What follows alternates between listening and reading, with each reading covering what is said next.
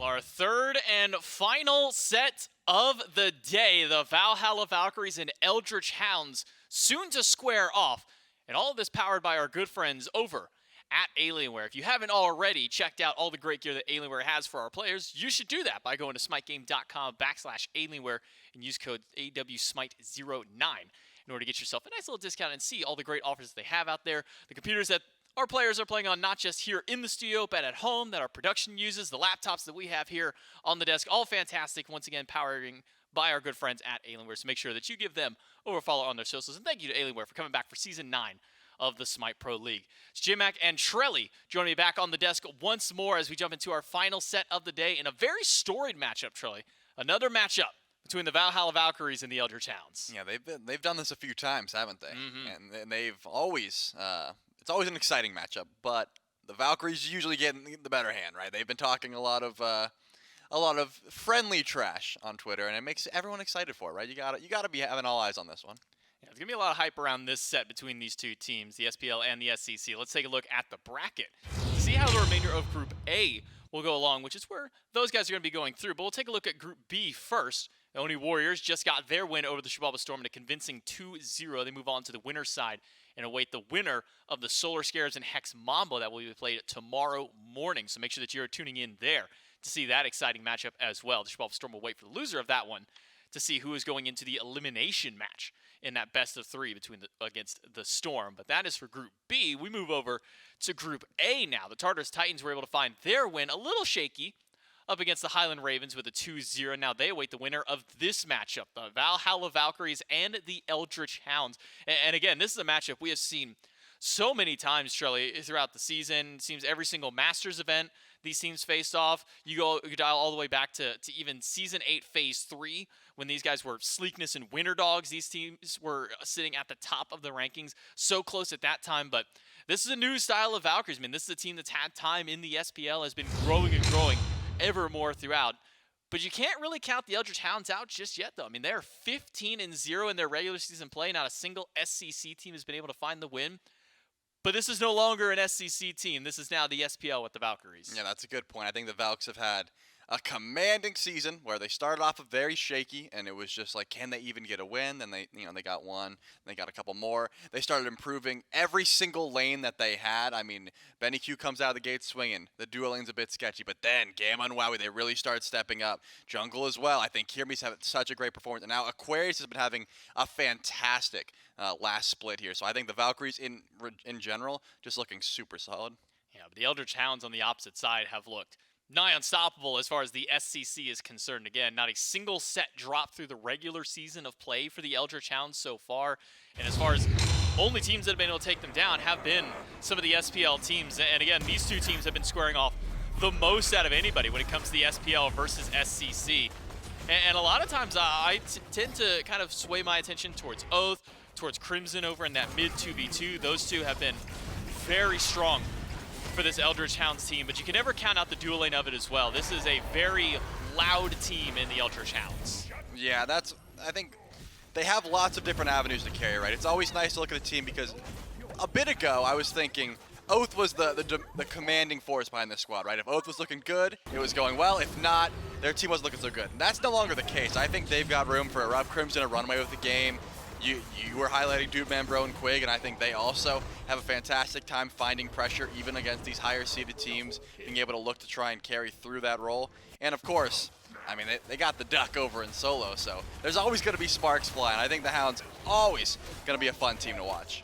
Yeah, I mean, the Hounds were a dominant team through their first couple of phases, and then you add Phase 3, Ducky, former SPL solo laner, onto the roster. It seems that he has been a perfect slot in for this team, has given them a little bit of that veteran tenureship to be able to really kind of get that leadership that this squad was a little bit lacking on. Not entirely, but has definitely been able to help elevate this squad and really bring them to the status that they are now facing off against the Valkyries once more. And it's been great to see maybe even some of the diversity that's been added over to the solo lane with Ducky going there. Remember back in his time during SPL, Ducky wasn't necessarily playing the standard stuff. He was playing Ducky style of picks. We're going to see if some of those do come through as we have Ducky standing by for our pregame interview. That's right. It's Ducky with me here for the Valhalla Valkyrie. Oh, yeah, sorry. Against your set. Again, oh, it's perfect. The name is right in the way, so they can't see anything. The Eldritch Hounds up against the Valhalla Valkyries. Now, You know, there's a lot of history between the Hounds as a squad and the Valkyries, and they've played so many times in the past. I know that you haven't been a part of the entire history with this Hounds team. Do you get the feeling that there's something a bit extra in it for the other 4 guys on your team? Probably you as well as a Worlds qualifier, but as far as history against the Valkyries, do you feel like the Hounds have something to prove because of all their previous matchups? I mean, hopefully this is the time they prove it. I'll be a little sad joining and we just lose again. That'd be a bit of a kick in the butt. But I get to play against Wowy again, which is nice. That's right. Yeah. That's right. Some history between you guys. And you know, the SEC teams, they put up some fights today. The Warriors looked really convincing in our last set. We already saw the Highland Ravens. You know, they took it to the Titans there in game 2. Really close matchup. What do you think it takes for you guys to beat the Valkyries here today? Probably killing the Titan. That is a really good starting strategy. Do you think you give yourself a really solid shot here against Aquarius? That's a fun laning matchup. You've looked really good for this Hounds team. Aquarius has been playing a lot better here as of late. How do you like your solo lane matchup? I think last time I played him was in qualifiers and I got beat down pretty heckin' hard. But I've had a year, so hopefully we'll switch it around this time. That's right. We'll see how it goes. Ducky, thanks for your time. Best of luck. Go back to the desk to start this one off. Might be the best winning strategy I've heard so far from a team, Charlie. All you got to do to win is just, well, knock down the enemy Titan. It'll be a nice little easy win for you. Yeah, I mean, and the worst part is he's not wrong. No. If that is their plan, then it sounds like a good one to me. And also, Ducky, you know, able to humble himself and say, yeah, I've lost this matchup before, but it's been a year. I have trained. I went through my training arc, and now I'm ready to absolutely pop off in the matchup. So we'll see how that goes. Yeah, and up against them now is the Valhalla Valkyries, a former SEC team that was once playing alongside the Eldritch Hounds, but now elevated themselves up into the SPL and have had quite the journey so far in Season 9 of the SPL. This is a team that has made some of the wildest upsets through the Pro League, but has yet to find a true consistency with their squad. At the beginning of the year, it was, okay, we got to get through the first 15 to 20 minutes, and as we hit Phase 2, okay, we've gotten those first few minutes down. Now we need to kind of work on our team fights later. And now they're working on their team fights later in Phase 3. And it's getting just a little bit closer. But it really feels that inconsistency has been the knockdown for this Valkyries team. But always seem to find at least some level when they are facing up against the Hounds. Yeah, especially when so much is on the line, right? I mean, your shot at Worlds either starts or ends here. I mean, that's pretty much everything. So I think the Valks probably have done a good bit of shape it up, trying to evolve their compositions, things of that nature. And they should be feeling pretty confident coming into this, especially since they knew this matchup was coming, right? They had known for quite some time. They were able to prepare for it. Hopefully, some different style of picks. We know that they like to look through pressure with Gamma, maybe play through Wowy as well, look for those 1v1 matchups, things like that. And if that's the style of play we can expect, then hopefully that makes things interesting. I want to see those early, like, pre 5-minute scraps. That's the kind of stuff I come to expect from a matchup like this. Yeah, I'd like to also see maybe some of the adaptations that have been made between both these teams, specifically against each other. I know as the year goes on, the meta always kind of changes and redevelops, but it seemed that for the Valkyries in the past, the winning strategy was to ban out and kind of focus Oathhh down more than anything else, keep the jungler of the Eldritch Hounds down. So I'm curious if the Valkyries will kind of echo that same strategy here in their, now I guess, third big matchup of the year up against this squad. Valkyries trying to maintain that undefeated matchup against the Eldritch Hounds. We'll see if they can start that one out. Game number 1, picks and bans for the Valhalla Valkyries and the Eldritch Hounds. Remember, loser of this match does not go home. It just makes their trip a little bit harder to get to the SWC, as we are 1 week away from the World Championships. And it's all coming down to these final games to qualify 4 teams to join the ones that have already made it there. The Valkyries will start out by throwing some bans over towards Oathhh, starting with Thor as an immediate first ban, Charlie. Yeah, probably a smart call. I don't know if I'd call that an Oathhh ban. It's just a good ban, right? Thor is a pick that Oathhh would like, and it happens to be extremely strong in the current meta, so looks like that's going to be the first plan. Whereas the Hounds, they're focusing out that solo lane. They know Aquarius can be deadly on the Hades, and they're trying to deal with some of that pressure and also just some of that control that can be had from the Hades solo. And also Burst Mage, that's probably a smart call as well. I mean, EruptCrimson has had so much safety and so much freedom in that mid lane, pretty much going unchecked throughout the entirety of this last split ban-wise. That it just seems like he can get whatever he wants. So actually trying to limit some of that God pool seems to be a good strat here from the Valks. They don't want to deal with the pressure that Terra can bring, as well as that easy confirmation that EarthShaker can provide. Wow, that's a very Oathhh targeted ban in that Kuang. by the Valkyries, along with the Vulcan and Thor. That rounds out the top 3 for the Valkyries bans. Hounds take away the Hades, Ishtar, Naja to round things out, and that opens up the Cernunnos for a top pick for Wowy over in the dual lane. And Wowy has been one of the players who may have stepped up probably the most for this squad. I mean, you dial back to Phase 1, this is a player who's hardly able to find kills throughout the game, dying quite often through there, but he and Gamma have had such a major step up from Phase 1 to 2, and then from 2 into 3 now as we start working towards Worlds. So getting an early pick for their Hunter shows the Valkyries have confidence in their dual lane. Yeah, no doubt. The Hounds are hovering the Maui, though. Maybe they're trying to grit that same amount of early pressure in the duo lane. Not going to insta-lock it, though. Wouldn't be surprised if an Oathhh pick was also something that wanted to be looked at here, but with a god pool as diverse as Oathhh is, I mean, he takes the band of the Thor and the Quang, but you know, the Susano, the Sat, plenty of different assassins come to mind here that he likes to play. Even the Erlong Shen he's been playing recently, so I think he's got plenty of options. He's not forced into grabbing a pick now in fear that Kyrmi also goes to it. But in my mind, I mean, Daji is still open. I think Agni's a pretty good matchup for it. If the Valks don't grab it here, Kyrmi doesn't want to play it. We'll see if Kyrmi does want to play it. So far, that's a no. It's the dual lane rounded out for the Valkyries, Cernunnos and Terra, the top 2, where it's Maui, Agni for the Eldritch Hounds. So some long-range initiation for the Hounds support, as well as some long-range burst damage for the mid laner for Crimson. The Vulcan taken away. I was thinking maybe Merlin might be the call for BennyQ, but instead going for a Persephone. Now, we have not seen very much Persephone at all. I think we saw her one time during the NASCC qualifiers and hardly at all throughout the entirety of Season 9.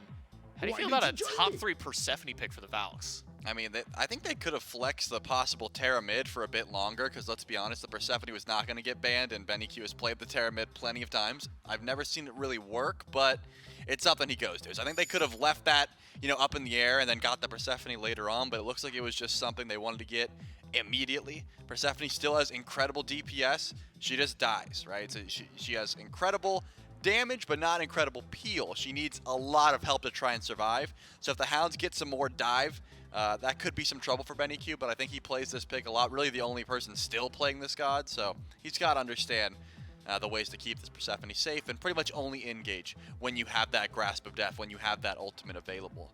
With that being said, one of the picks that I was thinking could dive her pretty well was the Pele, and that's going to be taken away.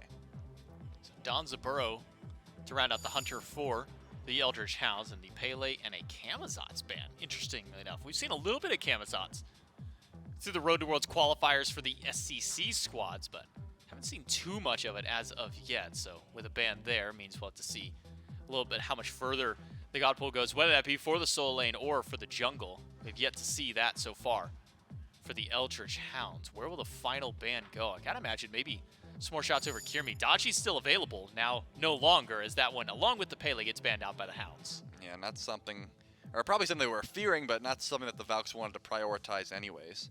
I actually really like the Camazotz ban as well. I think a sleeper strong pick at the moment, whether that be in jungle or solo lane, still does have incredible safety, just going into bat out of hell, and it's so annoying to try and peel that god away, especially for someone like Persephone, because if you're getting blinked on and then immediately going up into the air, you really have no way to try and peel that ultimate and that extra damage. The swoops do start to hurt.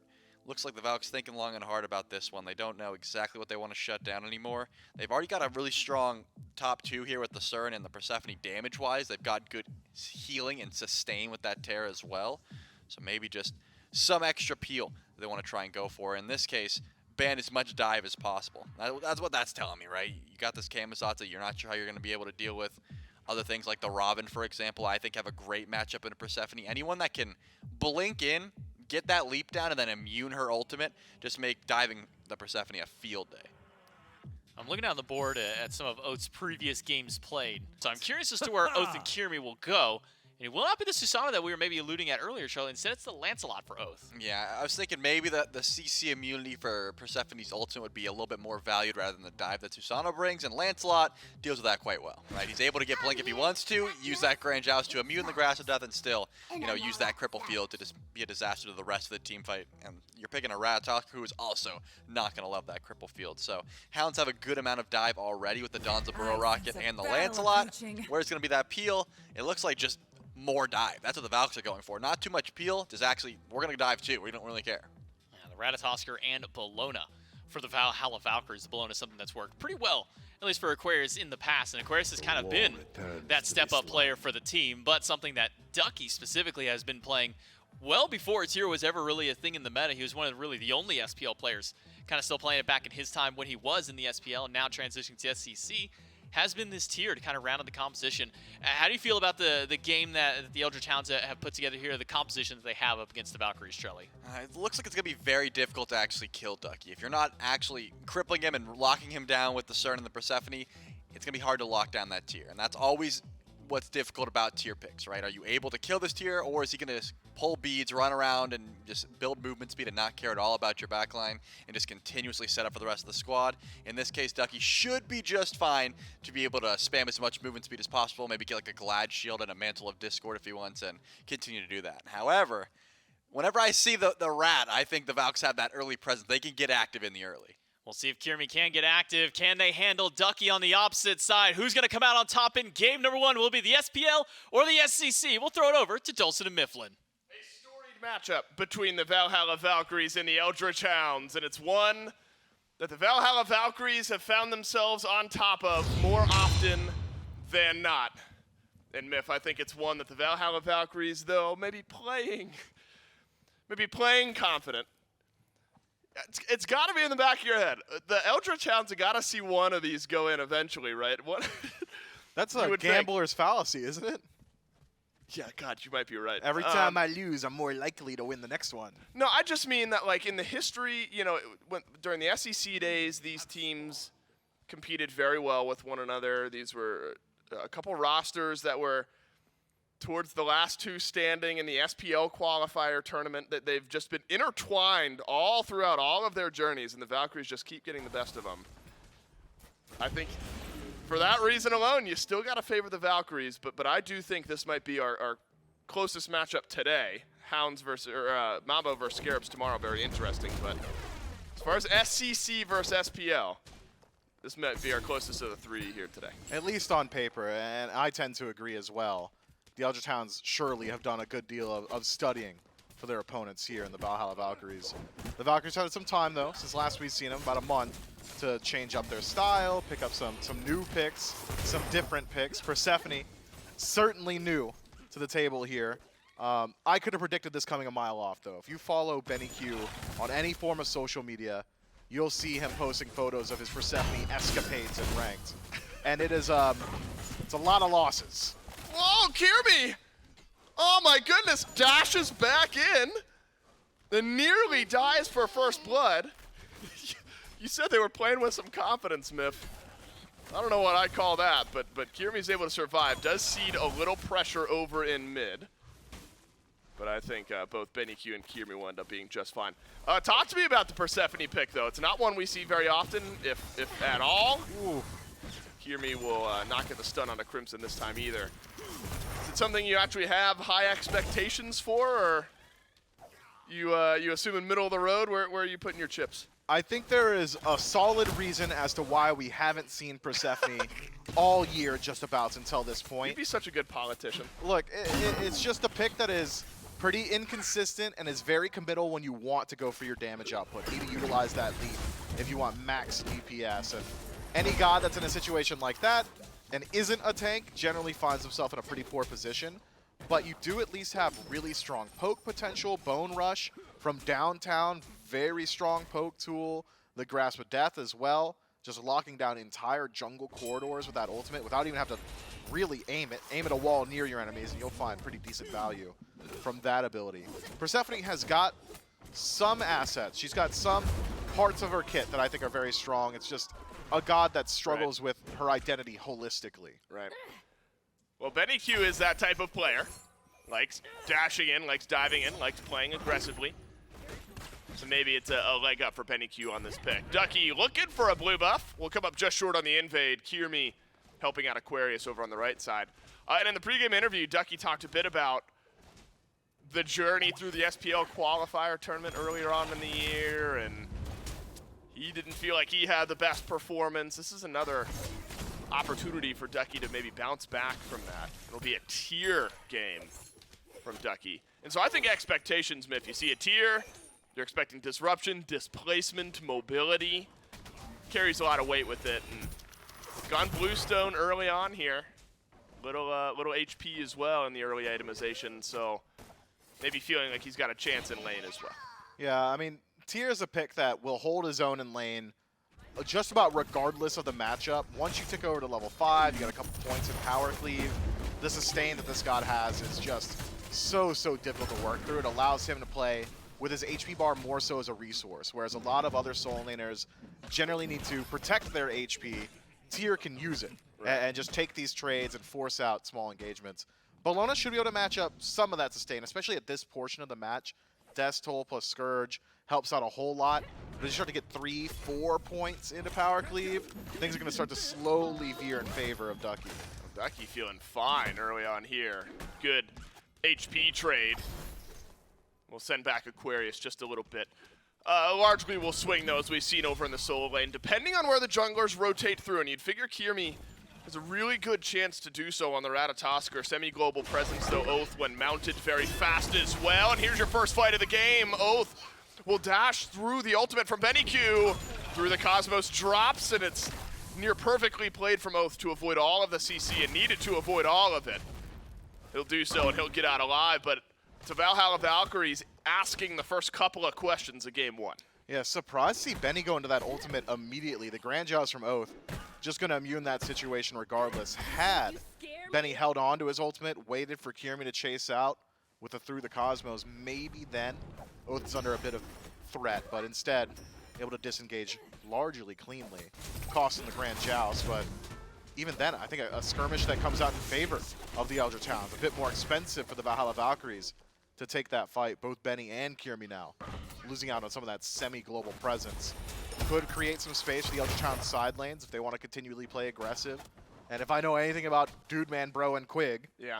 dudes like to play aggressive. So now not having to worry about Kyrmi could make it a bit easier to get active. Yeah, quite a personality on Dude Man Bro, but with that comes confidence in his ability to play aggressively. And that could potentially catch Gamma and Wowy off guard. Because, you know, we all year long we've talked about the Valks duo lane and how early on in the year they were not performing very well. And they've found their stride and started to string together some good performances and have found that synergy. Hasn't quite been like overwhelming aggression in lane, however. You know, it's been good positioning and team fighting, good follow-up on ganks, things like that. So I think absolutely an opportunity if Quig and Dude Man Bro on the Maui and the Danza find their opening. Might be a place for the Eldritch Hounds to grab an advantage. Specifically for Dude Man Bro, though, Myth. I mean, Danzaburou, we've talked plenty over this god's history. Ahead, behind. Now, every god you want ahead, but Danza feels particularly bad from behind, and maybe the Hounds and Oathhh feeling like that's a good opportunity and a good reason to funnel some pressure left. Junglers will HP trade a bit. BennyQ rotating around from mid. Up and over goes Oathhh. Grasp of Death, Grand Joust. Same story as last time, but it's kept Oathhh without an ultimate, and that's a small win. Yeah, it seems to me the Valkyries are fine with that trade yet again, utilizing that Grasp of Death to take the ultimate away from Oathhh. The Lancelot, very strong at this portion of the game, especially around that second item, has got a good deal of DPS, could make it really difficult for the dual lane of the Valkyries. Wouldn't look it, though, not with this red buff invade. Red buff dropped by the Valhalla Valkyries as Quig pulls back BennyQ. And this is where Persephone's in trouble. Crimson drops the hammer, and it's BennyQ who falls for first blood, second blood. It's there as well, and it's Quig.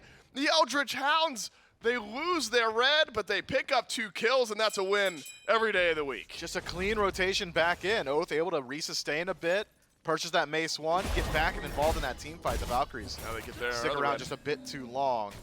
Lose out on their own red, and potentially some more here. Purple buff could be under threat, but not the case this time. Quig's got higher aspirations, and instead would like to take away that trebuchet. The Hound's now in a very good position. This Agni is going to be a threat on the map. Already starting to get some of those stacks on the Book of Thoth. Has earlier power spikes than the Persephone. I would argue much stronger at this portion of the game. Just that poke potential, the range stun makes it so easy for Oathhh or even Quig to line up some of their abilities, so long as Crimson's starting up the engagement for him. And now with a lead, BennyQ's gonna have to prove something about this Persephone pick. Crimson on the player cam looks dialed in right now, and this Eldritch Hounds team happy with the way that things have started off here. Getting the kills in where they are is a fantastic start. And this is not something that the Valhalla Valkyries have been immune to throughout the year, where they play aggressive, which is a good start, and then they get called on an aggressive play, like has just happened here in game 1, and then feel a bit out of sorts from that point on. So it's now about stabilizing and not letting the rest of this game get away from you, because the gold lead's still relatively small for now for the Valks. But you can't stop trying. You got to still apply a little bit of pressure here to the Eldritch Hounds. Crimson, BennyQ both stacking up out of the mid lane. But that extra kill definitely feel good over for the mid. So, where Oathhh has been largely kept in check, Myth, that was a really nice double assist fight out of the jungle for this Lancelot.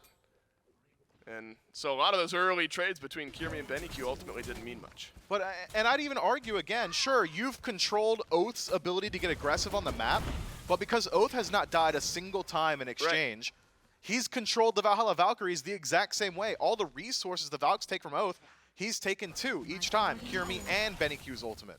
Whereas it's just been that grand joust to defend himself. And that has really limited how effective those two can be for the Valkyries. We haven't seen Kyrmi make a rotation to a side lane just yet. He hasn't dunked down on anybody aggressively that wasn't Oathh. Maybe now it's time to start shifting up that style. Let's look elsewhere on the map. There are other targets that the Valkyries could put their eyes on that would likely be much, much easier to shut down. Dude Man Bro in particular, Danzaburou is not exactly incredibly strong from even or even slightly behind as he is. Have a rotation over. All you need is Kyrmi to block the rocket ride and you're good. Wowie's going to do the rest of the damage. Yeah, I mean, you know, it's again, it's such a small lead, but it's still one. It's moments like this where we've talked about improvement from the Valhalla Valkyries.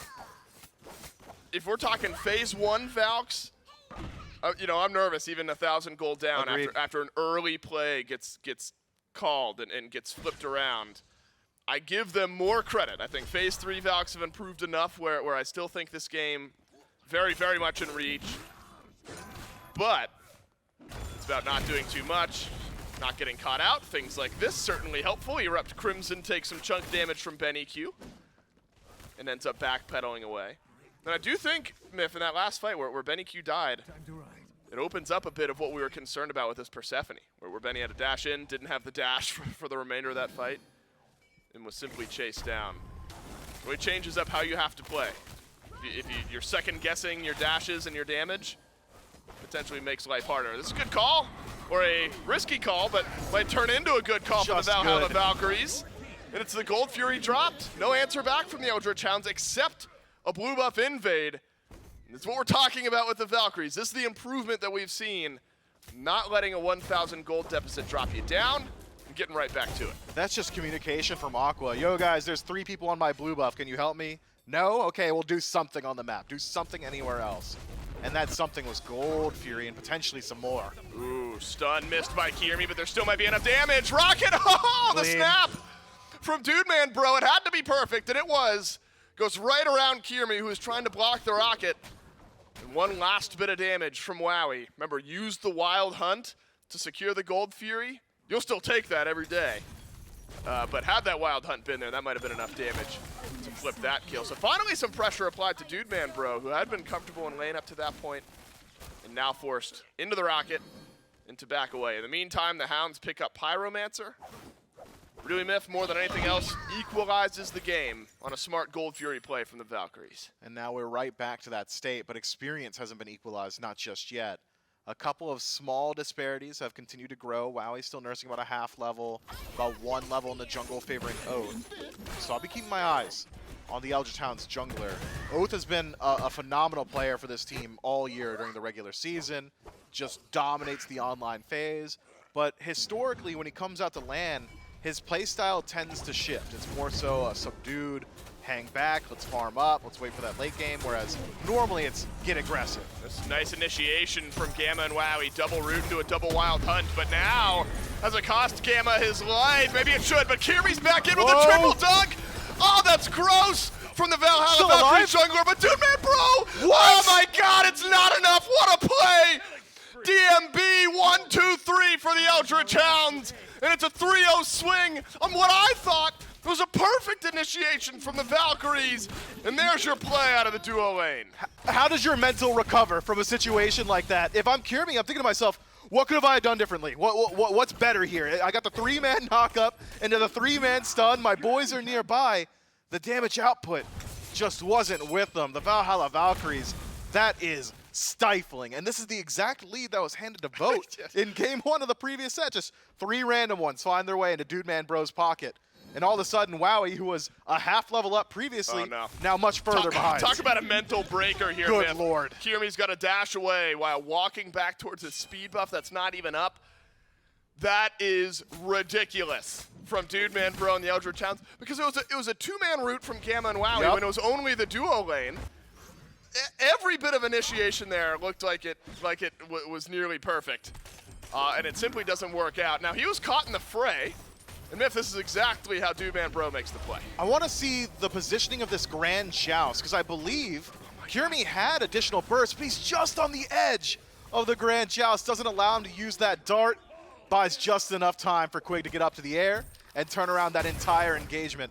That was 3 units of cripple that separate that fight from going catastrophic and at least going slightly more even for the Valhalla Valkyries. The Eldritch Hounds blanking them 15 minutes in. Here's the unfortunate reality, Myth. We have already had the full-blown conversation about, all right, the Valkyries, when you try to make a play and it doesn't work out.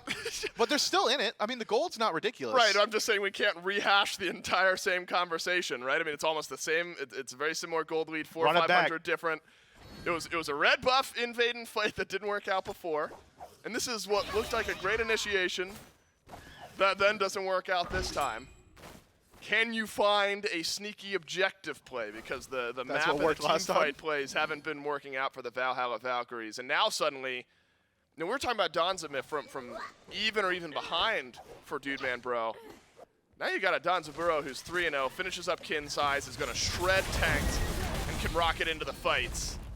Benny forced into the beads to dash away.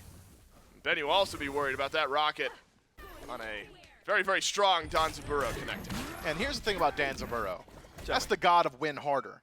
Oh, I've got a lead now. My shotgun blast, sake bottle throw, and rocket will just one-shot regardless of the auto attacks. Dude Man Bro is allowed to play about as aggressive as he wants in the 1v1, assuming it's going to be a 1v1, which is an assumption that could very likely get you killed, considering the global presence that Kyrmi has got out of the jungle.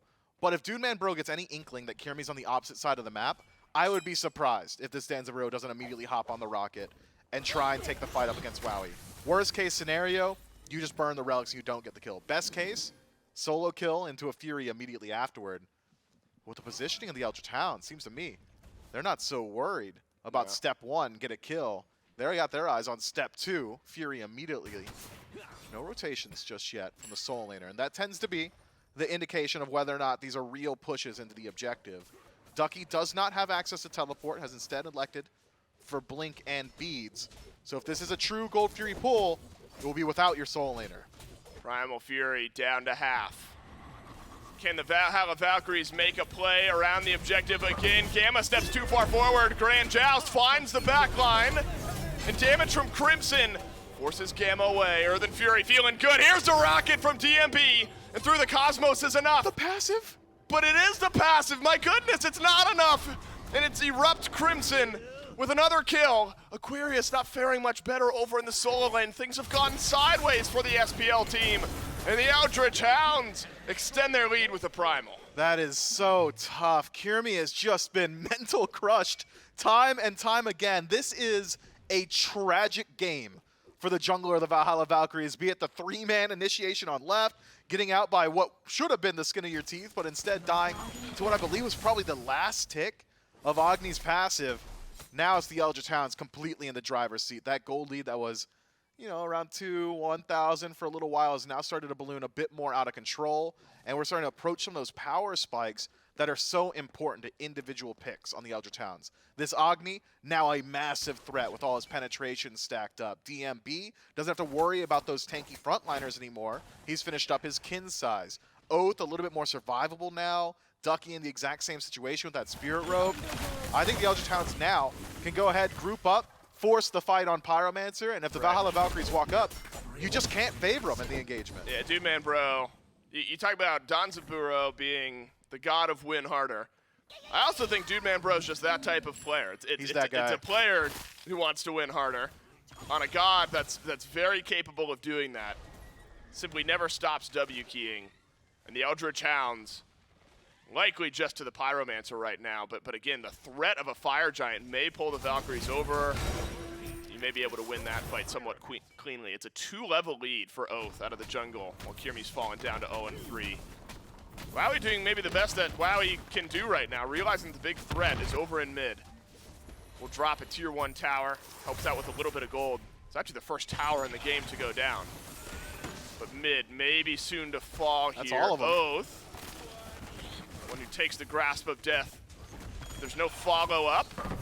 Tier 1 tower getting somewhat low. No big pullback from Quig as Gamma alone on the front line. This is where EruptCrimson and some of that range damage can make a big difference. A little bit more, and the mid lane tier 1 traded for the left side. That's a phenomenal trade again for the Eldritch Hounds, just the most valuable tier 1 tower on the map. If a fight starts gold or fire, they generally retreat towards the center, and now the Valhalla Valkyries will have to run a bit further. I like the idea. Gamma does a whole lot of work on that defense. Earthen Fury applied well, separates the fight, slows down the tower. But BennyQ's ultimate, the Grasp of Death usage, I think left a bit to be desired. You gotta hold on to that for when the fight starts up proper, because if you initiate the engagement with it, like we had just seen, how quickly was it dealt with? I mean, it was, what, a second that Grasp of Death was on the map before the Eldritch Hounds able to auto it away? You gotta wait for some sort of displacement or some sort of disruption, someone else from your team to get in there, distract them, deal some damage, because otherwise, Persephone ultimate just doesn't do anything in a situation like that.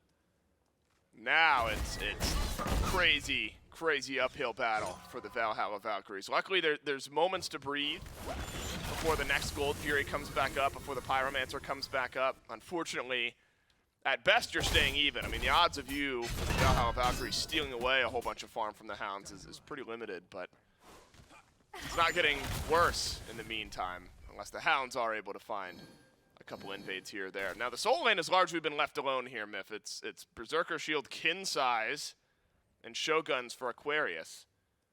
So plenty of damage for some of the tankier targets.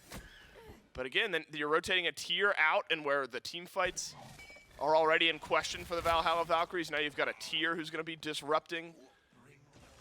The solo lane rotation certainly will make a difference here as the fights start to make their way maybe over towards right. Yeah, the Fire Giant's gotta be the next POI on the map, unless this extends another entire minute, but even then, whichever team groups up on the Gold Fury would likely just seed the Fire Giant. I imagine we see the Eldritch Hounds pressure here first. We've seen teams in the past in this exact position group up, try and pressure that tier 1 on solo, force a rotation from your enemies. Once you've got eyes on all of them, you can start to work your way into the jungle and fight there. As of now, tier 1 is under threat. It will take a lot of damage very quickly, but not a massive rotation just yet from the Valhalla Valkyries. They've left Oathhh on his own to deal with this situation. I think you're right to bring up the Soul Laners as well. We haven't seen either of them get involved in the engagement just yet. Both rapidly approaching 20 as Benny just out of position. But Benny's able to get away. Oathhh has to use the Aegis. Kyrmi finishes off the kill. Now it's the Valks who are down. Nearly 4,000 gold. And Ducky's reminding him why. It's a tier in the back line. And it's a tier that's keeping this fight alive for the Eldritch Hounds. Suddenly Aquarius alone with 3. Gamma survives behind, and it's Wowy who's still left here from the Valhalla Valkyries. A 3-for-2 trade. Not surprising given the initial gold deficit of the Valks. Ducky almost goes nuclear in that fight, Dave. The Grasp of Death actually ticks him just for a moment, stops the Fearless from finishing off the initial pick. Had he gotten that and been allowed to stick around even longer, it's very likely he disengages afterward with his life. Instead, at least buys so much time and space for his team. Nobody was willing to walk past Ducky. Wow, he spends the entirety of that engagement just staring down this tier. Does eventually take him down, but with how well that fight had started for the Valkyries, you'd expect it to have ended much better for them as well. Instead, it's the Eldritch Hounds who take the numbers advantage and the objective immediately afterward. Valkyries, though, quick on the respawn and quickly out of base. They might just run down the Fire Giant here. No resets just yet from the Hounds. They do have wards, though. And with Oathhh nearby as well. Look, I mean, how they're moving different. I think they're going for it. Can you burn it before the Hounds get out of base? This is the Hail Mary call from the Valkyries. The Hounds desperately running from base. Oathhh is in range. And the Fire Giant melting quickly. Valhalla Valkyries, they're winding up. They're ready to heave. And they've got the FG, but can you get out cleanly? Can you do one better? Can you get a kill on Oathhh? Still alive? No, he baited you in. Oathh has walked you forward, but that's okay for Aquarius. He'll grab the kill. Now Wowy steps in as well as Aquarius still buying space for the Valks, who still have FG. They need to maintain it, but they'll lose one as Dude Man Bro on a rampage. We'll send the rest of the Valkyries running. Such a smart play from the Valkyries there to find themselves Fire Giant, but could be doing too much here. The Eldritch Hounds starting to step their way forward. Quig, the only one in range to find anybody. DMB right behind him. I think you do let this engagement go. Valhalla Valkyries, I think, so smart there. One of the only ways for them to get back into this game, just catch the Eldritch Hounds. Too slow on the reset, on the way out of base. Oathhh in that position, I think, probably right to attempt the steal, but had he gone in a little bit sooner, could have potentially slowed down that Fire Giant, made it a bit easier for the rest of his team to rotate their way forward. With all that said, though, Fire Giant only on 4 members of the Valhalla Valkyries. And with the gold lead still favoring the Hounds as heavily as it is, I'm not so certain that it's as cut and dry as we're used to when a Fire Giant goes to one of these teams. The Valks have got decent siege potential. BennyQ's ultimate finds value in these smaller play spaces around Phoenixes, around towers. Aqua can slow down some of this range DPS from DMB, that Odibo. Going to be very, very damaging in these small engagements, but I'm not completely sold on the siege potential of the Valkyries. I think it really just comes down to how willing the Eldritch Hounds are to defend these tier 2s, and considering positioning as it is, seems like they're willing. Still like the call from the Valkyries. The root of the call is something we've talked about their growth throughout the year. When behind, they say this is maybe our only win condition. Can't give it over to the Hounds, but now Kyrmi, under threat of Ducky in mid, will dash away. That's pulled a few members of the Hounds over to mid. So Wowy, BennyQ, Aquarius, and Gamma will be okay to take down the tier 2 on left. Now Kyrmi, remember, was a couple levels down from Oathhh, has now caught back up. Tier 1 item behind is Kyrmi, but still been, although he has the Acorn, but still able to finish up the Heartseeker, Brawler's Beat Stick, and so jungle builds. Feeling okay for Kyrmi, maybe. Potentially going to be able to do Ratatoskr things, but Valhalla Valkyries have given themselves a second lease on life here in game 1. Knocked down a whole bunch of towers. Worst case scenario, you're going into the next Fire Giant only 3K down instead of what was 6 or 7. You could expect to get at least one more tier 2 here. Kyrmi, acting as a solo agent on the right-hand side of the map, has got global presence to rotate towards mid if the opportunity should arise. But it's the rest of the Eldritch Hounds that have started a slow rotation towards this side of the map. Ducky wins that 1v1 handily. Keeping my eyes on Crimson, who's floating between these lanes as of now. Oh. Valkyries step too far forward. That's caught Gamma out of sorts. Will live. Meditation used, but Grasp of Death also used by BennyQ. And smartly, every set of beads from the Eldritch Hounds remains, though that Grasp of Death reached out onto a few.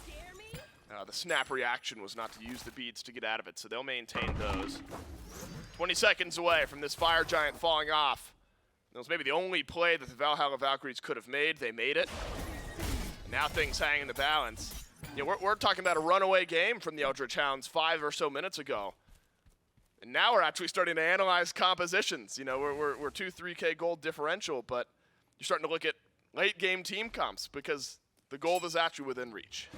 I think it really is going to come down to that soul lane matchup that you brought up earlier, though. So often in these team fights, sure, Aqua with the Fire Giant, massive. Was dealing too much damage, was too survivable for the Hounds to deal with.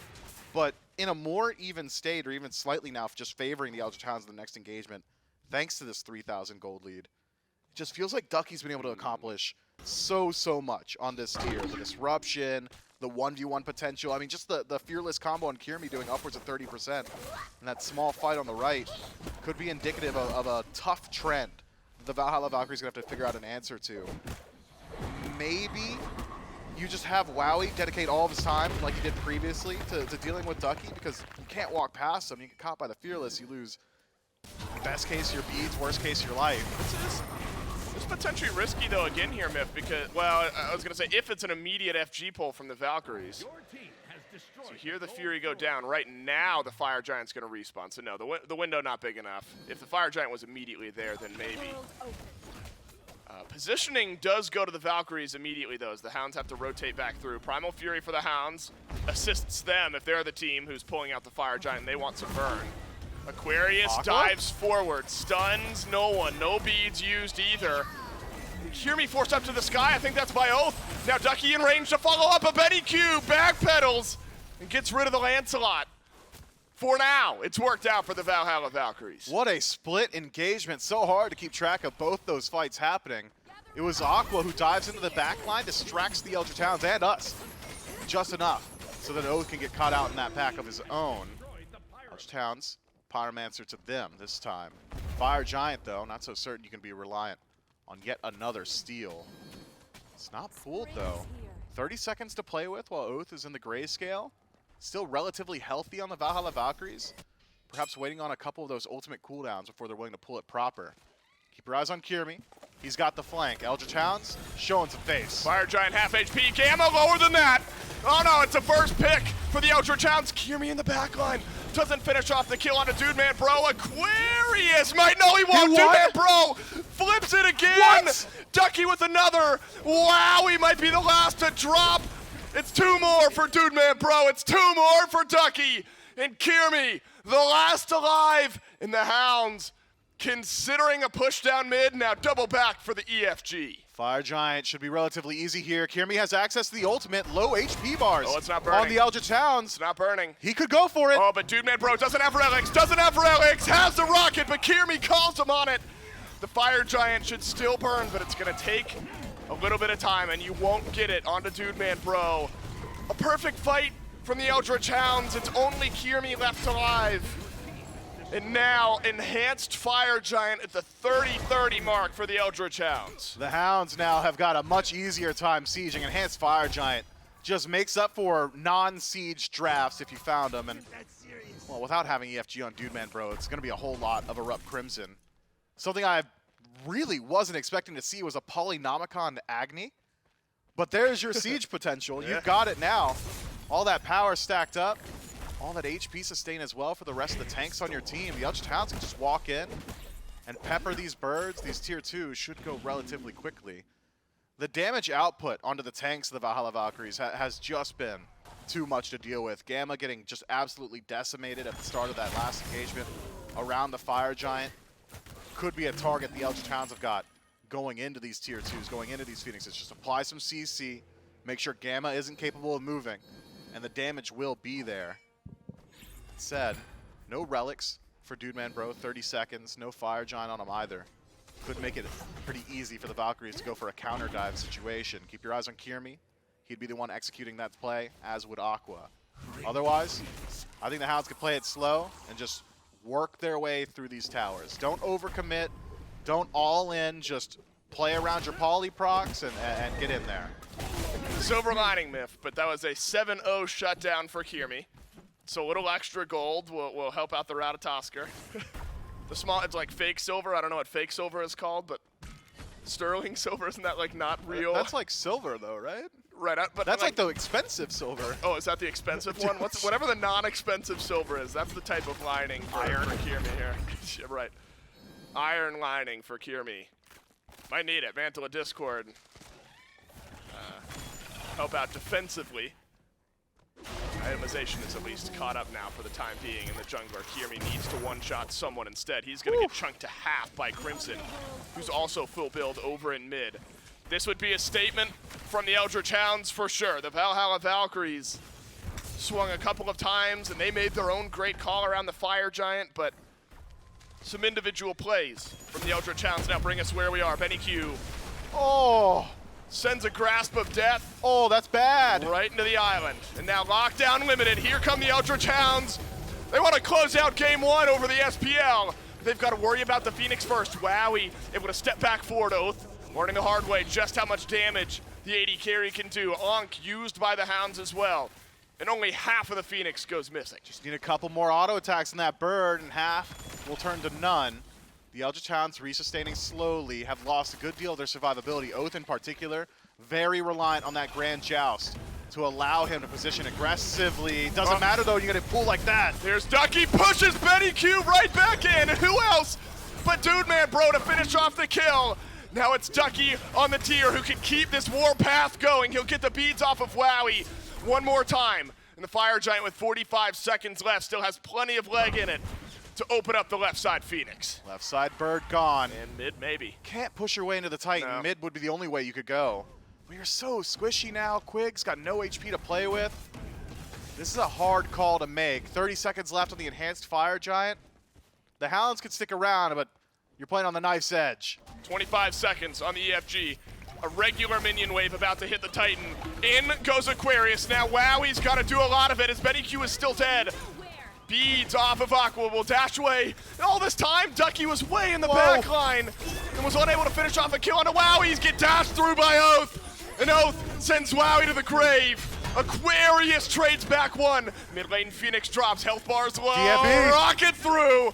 Ducky's on a killing spree. And suddenly the Eldritch Hounds on the verge of taking game 1 over the SPL. Benny's back. It's a semi-global with the grasp of death. Doesn't Oh, connect. no. Splits the uprights.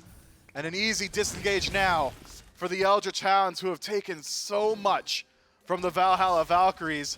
And it only cost them Oathhh for 40 seconds. He'll respawn when the Fire Giant does, which means he should be there around the same time as Aqua. The Valkyries just haven't found the answers to the problem picks on the Eldritch Hounds. Dude Man Bro has been free casting in too many of these team fights, has only fallen the once.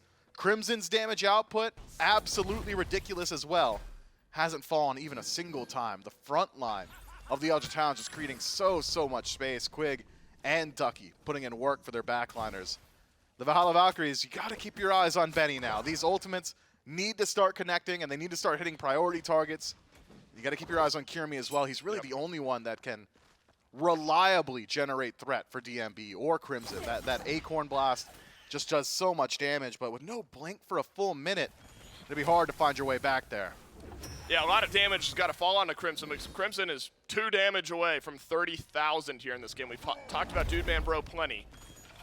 But Crimson is quietly poked out way too much. And it might happen to Aquarius again, but Aquarius reinitiates right into the grasp of death. This is not bad from the Valhalla Valkyries, but Kyrmi hits no one. And now all the damage onto the Ratatoskr. And who else but Dude Man Bro once again as Aquarius melted DMB with a double. Gamma pulled back in, a third around the corner. That's not Dude Man Bro, he is him. That's him, Man Bro, 4-2-9 with 3 in the final fight of game number 1. Ducky drops Benny, and it's the SCC taking game 1. The Valhalla Valkyries may have won every game up until this point, but you have to keep doing it all year. The Eldritch Hounds, with commanding early leads and phenomenal team fight presence, approach the throne room. Wowy, he'll fall as well. He'll join his teammates in death in Valhalla in game number 1.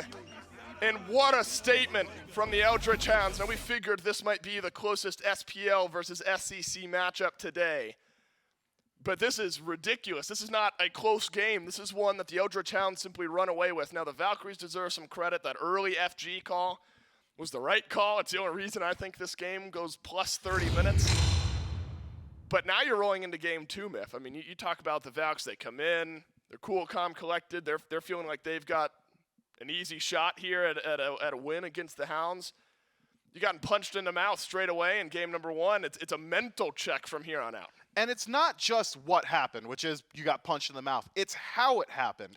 Every single fight that happened in the early game was off the back of the Valkyries doing something right. You stole the red buff, you grouped up first, you found a 3-man dunk into a 3-man stun, and every single time, the Eldritch Hounds, from the brink, fight back. As they're falling, they throw an uppercut and catch them on the chin. That is tough stuff.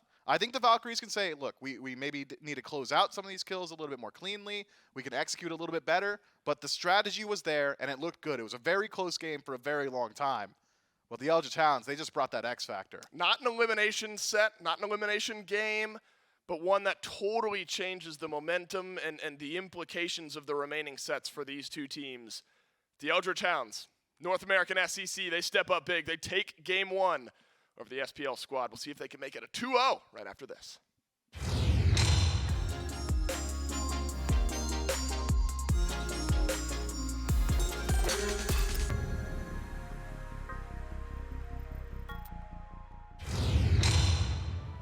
Well, game number 1 of our third set will go to the SCC squad. The Eldritch Hounds find the first win out of the SCC so far throughout this day, and are now 1 step closer to being in the winner's side of the bracket for Group A up against the Valhalla Valkyries.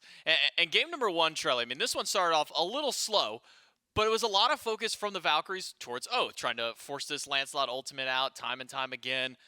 The problem was they were spending so much to get these Lancelot ults out, they didn't have anything for team fights after. Then they brought the fight to Dude Man Bro, who has more confidence than any person in the world, no matter who you talk to at this point. And Dude Man Bro gets off on a tear, and it sets up for the Eldritch Hounds for game 1. Yeah, I noticed a lot of the kills going the way of that Danzaburou, and that then translated to him living in situations where he probably shouldn't and doing way too much damage, especially around those fire giants. I would say the early game, I'm not going to say it didn't matter, because there certainly was a lead that the Hounds built up, but the Valks were able to fight back towards FG, right? They were able to find some situations where they were actually having success in those team fights. It was just late at the fire giant, when they weren't able to commit these kills, where they weren't actually able to finish off those key targets, that's when it started looking bad. Like, even at this point, 5k down, when the Hounds are winning 4-11, it was still a pretty easy chance of the Valks to be able to come back. It was just the fights after that really made disaster there for the Valks. I didn't see the value from the Persephone pick. I know we questioned it before it even got onto the field. I'm still not thinking that's a god that deserves her play in a competitive league like this. And also, I think Ducky was pretty annoying to deal with in the backline. That tier just seemed like he had no problems.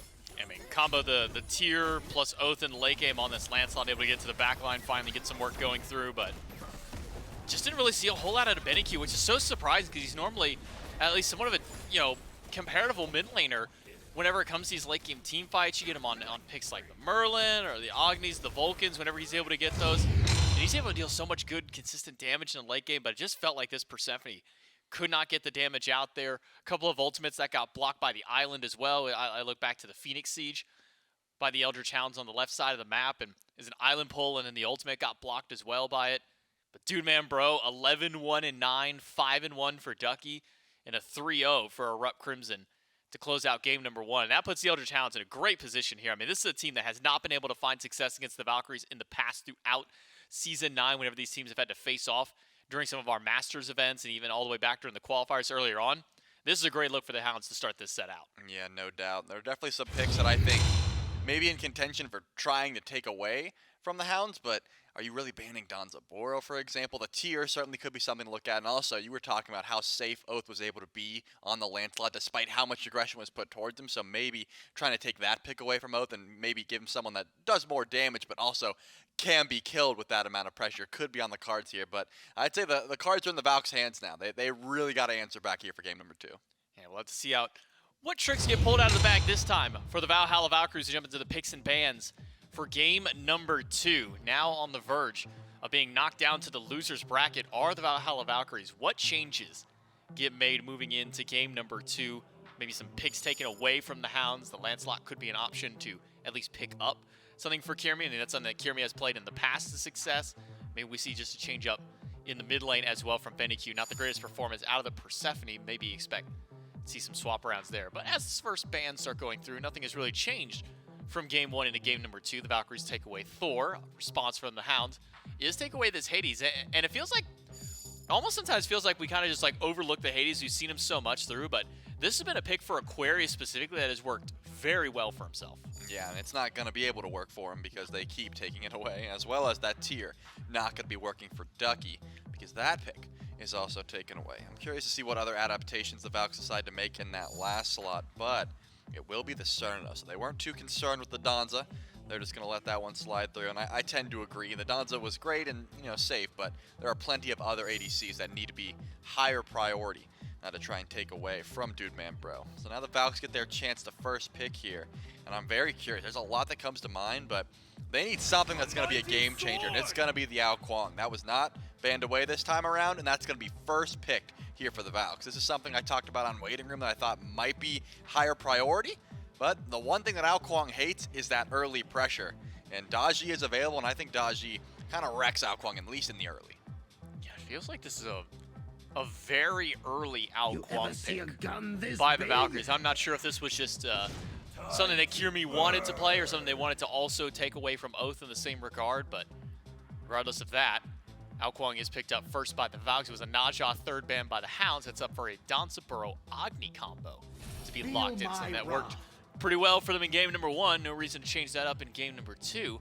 The adaptation, though, is that with the Cernunnos ban by the Valks, they instead take Ram for that hunter position. Yeah, Rama's going to be a good time, as well as the Maui, taking that away from Quig. Probably a good idea.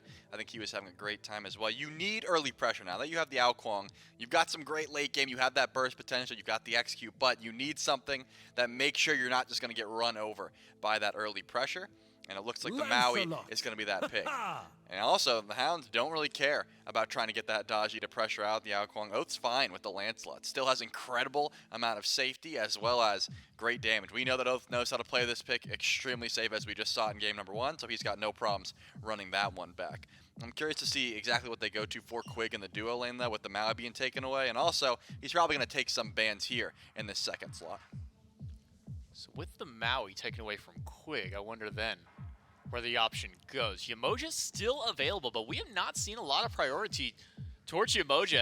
It feels like from the Phase 3 playoffs and then into the qualifiers for the SCC, and now into this week, we've been seeing less and less Yemoja kind of being going toward this top slot. I wonder if players are just starting to move away from this god as we get closer to that world stage. But as the next wave of bans do start out, it will be Merlin taken away from BennyQ. That's typically been a comfort pick for Benny when other things are taken his way, as well as this Vulcan. So 2 mage bans by the Hounds and 2 support bans by the Valkyries in Athena and Yemoja. Yeah, I really like that Merlin ban. I think that's a pick that Benny would have loved to go to, just as you said, a comfort pick, something to shoulder on when you're down 0-1, and also something you can play pretty safe on. I think that Lancelot still does have the opportunity to try and chase down, but that Merlin would have been a nice call. So taking that away, as well as the Vulcan, means your objective pressure could be a little bit worse, but it's going to be the Terra that Quig is looking to in the support role.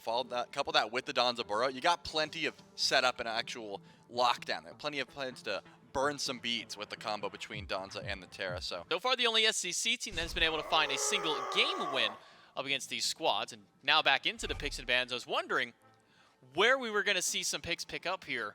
The Osiris lock-in with an Quang already locked. What? That one, to me, the Quang probably would be going towards jungle, but now we have Ullr and Osiris thrown into the mix. So are we seeing the return of the Ullr mid trailer, or are we seeing something even wilder here from the Valks?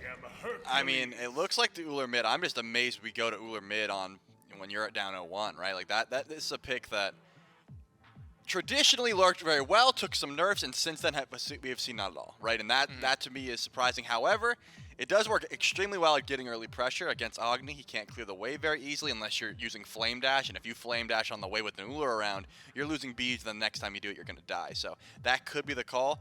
You need early pressure to facilitate that Quang, because once he gets online, he can certainly hard carry a game, but you need a little bit of pushback, and I think Osiris and Ullr can bring that. So Osiris, Ullr for the bottom 2 of the Valks. The last one for the Eldritch Hounds will be the Hercules, something that we didn't see too often, except for over in the EU SCC. We saw Listemics kind of picking this one up, started making some waves over there. Though we saw a very questionable start of a build for that one. I think it was like Warriors Axe Golden Blade. We'll see what this Hercules does for Ducky. We'll see what this Ullr can do for the Valhalla Valkyries. It's game 2, and it's Dulcin and Mifflin. This must win for the Valhalla Valkyries to avoid going down to the loser side of the bracket here. This is all for SMITE World Championship qualifications this whole weekend. And so anything that gives you a chance, you're feeling good about. You called it, Miff. You and I were talking about this Quang. Where's it going to go? You said, gotta be a solo lane Quang. And it sure is. Look, if I'm a Valkyrie and my back's against the wall, I will contort it into a pretzel shape and break my spine at every vertebrae in order to give a slight opportunity for Aqua to carry me to the promised land. And that's what Quang brings you. Certainly, some potential. Does Benny here. not have items? Am I confused? Where is he? He's at green buff. He's got items. Has to, right? It's. He has to. Doug, can we look at gold in pocket, please? He has 1375 in hand. No, what? Did he forget? What is happening? Wow. We got an Quang solo. No, There's he's- no way. There's no item in the game that you couldn't have purchased a tier 1 We're at for. a tier 1 up. There's nothing that you have to hold it. Bro, I'm stun locked. He stun locked me. Yeah, I don't know. So we got an Quang solo, and we got BennyQ with 3 health pots and a mana pot and no items. Dude, Couldn't tell you. Miff, you're the chair, dude. Give me some. I'm kidding. bro. I'm kidding. There's no. Okay, he's going back. He figured it out. He must have just forgot. Well, what's he gonna full buy? Bluestone, which he definitely could have gotten, and a tier 1 Morning Star, which he definitely could have gotten. You think he like walks out of base like, why am I not doing any damage with these autos? Yeah, I wonder if he completely forgot. I don't know. Well, we'll find out eventually. The point is now he does have items. Didn't for the first wave, and ultimately it's just one wave, so it's not a game-ending type of mistake or not choice ideal. or whatever. Certainly not ideal. Gamma will not. I gotta recenter my brain here. Right back to lane. Got items this time, and immediately wanting to scrap. And how about the early game mid lane that the Valkyries have here, Myth? Bluestone on Ullr and mannequins on Kyrmi. Not a bad spot to put some pressure. No, I mean, that is one of the most aggressive two-man combos you could have towards the center of the map. Wouldn't catch me taking any fights there. If anything, if I'm the Eldritch Hounds, I'm thinking, how do I rotate over towards Aqua? How do I deal with this Quang in the early? How do I slow him down? And it's just by having Oathhh make the rotation. Quang will eventually, regardless of falling behind, tick over to like level 12, 13, gain access to that Bancroft's Claw, and then all of a sudden Soul Lane Quang is just very difficult to kill and also has a stifling amount of damage. So shutting him down early, probably your best bet.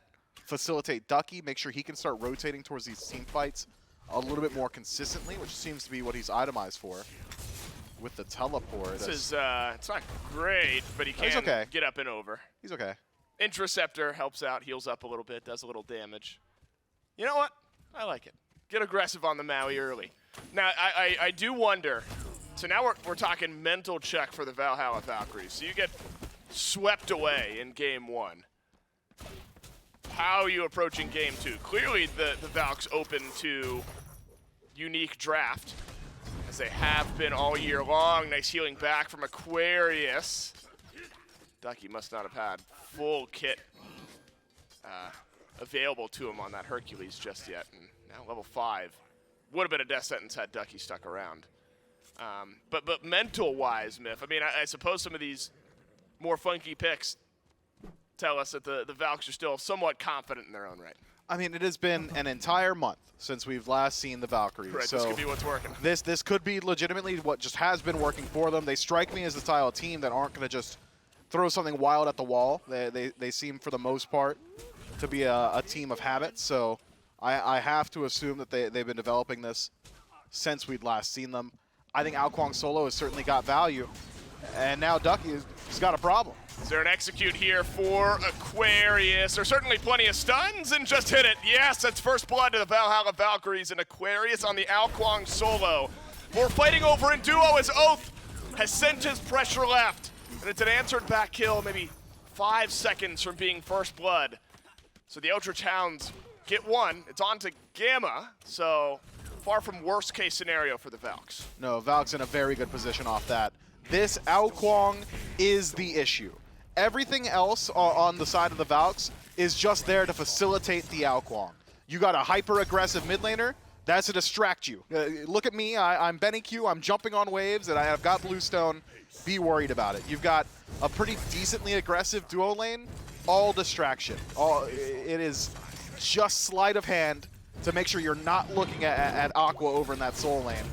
So with Aqua starting off with first blood and just being 1-0 in general, an entire level lead as Ducky has just now hit 6. Yep.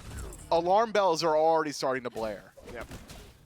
I've been worried a bit as I'll tune back in after Gamma maybe steals away a purple buff here. No, won't be successful.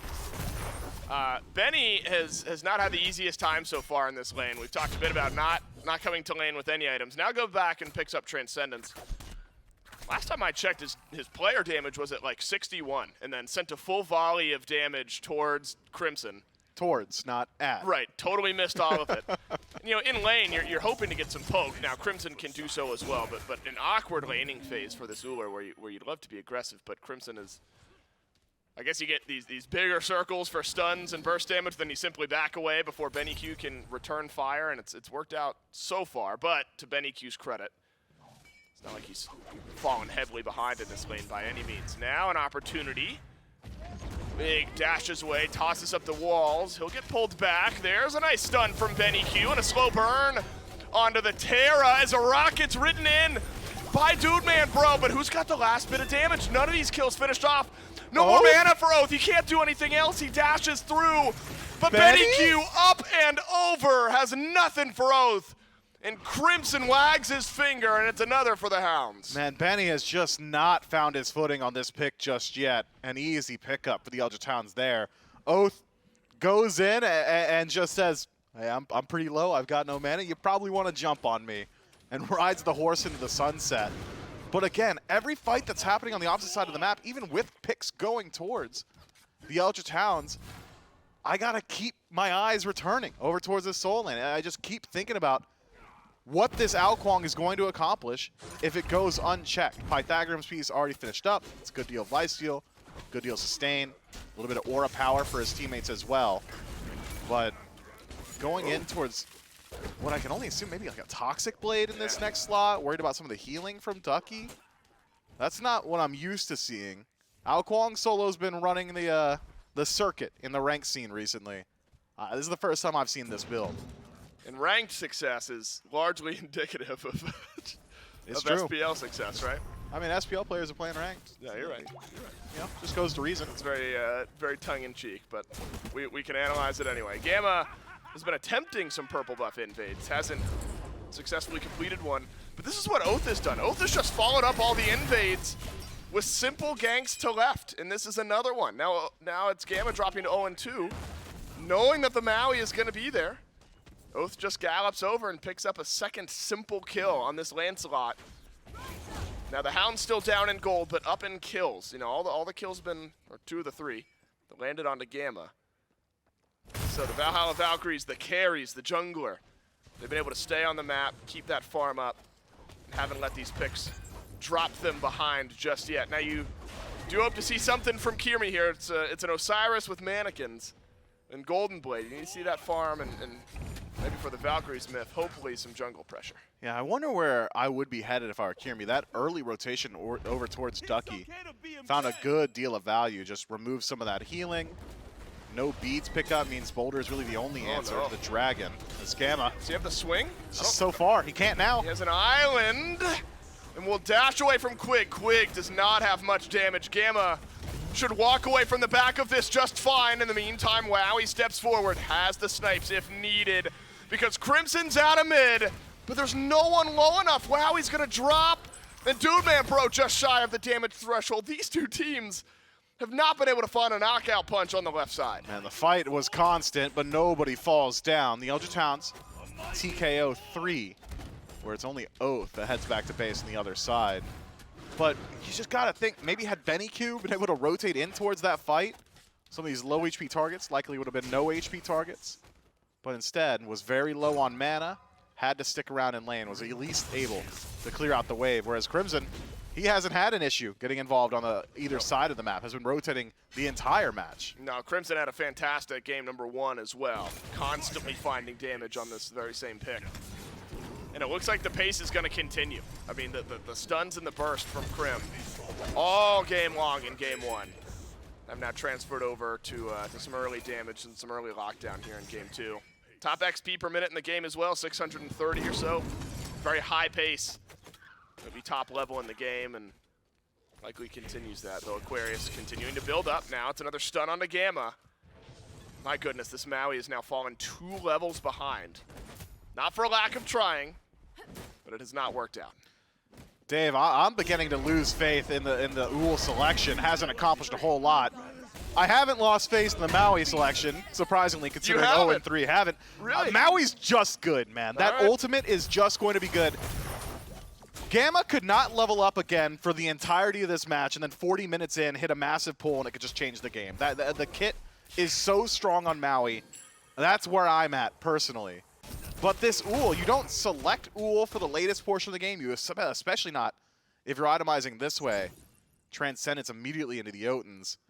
Just need to see a little bit more from it. Generally, when you have these hyper-aggressive picks, you're at least able to control the rotations of your direct lane opponent. Crimson hasn't been controlled. He's thriving. He's out-farming and out-rotating. He is. Crimson's looked fantastic. BennyQ's got to start to string it together here, but the Valks started to quiet down. Again, disclaimer on all this, it's still a gold lead for the Valkyries, and it's going to get bigger now as a Pyromancer pulled on maybe the strongest side of the map for the Valhalla Valkyries. It's Aquarius, who's a bit ahead of Ducky, and a Pyromancer added now for the Valks. And so what was a slight gold lead becomes about 1,000 as the Hounds hunting for something over in mid. Than Gamma more often than not, but a Gold Fury now picked up by the Eldritch Hounds. This is a fight you might favor the Hounds in, and this would go a long way in leveling the game.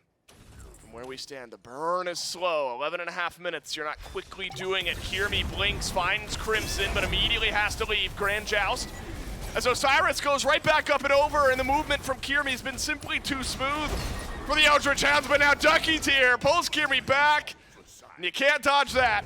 And a Gold Fury re-pulled by the Eldritch Hounds. Gold Fury's real low. Got to slow it down. Wowy up in the air, but Eldritch Hounds take the Fury for themselves. Keep your eyes on Aqua. He's in the back. Aqua needs some damage. Doesn't even have to use his ultimate. And this is what you were talking about, Myth. We haven't even gotten too far underway in the build for this Kuang, but Toxic Blade, Pythag's piece, it's enough for Aquarius to at least get a kill back.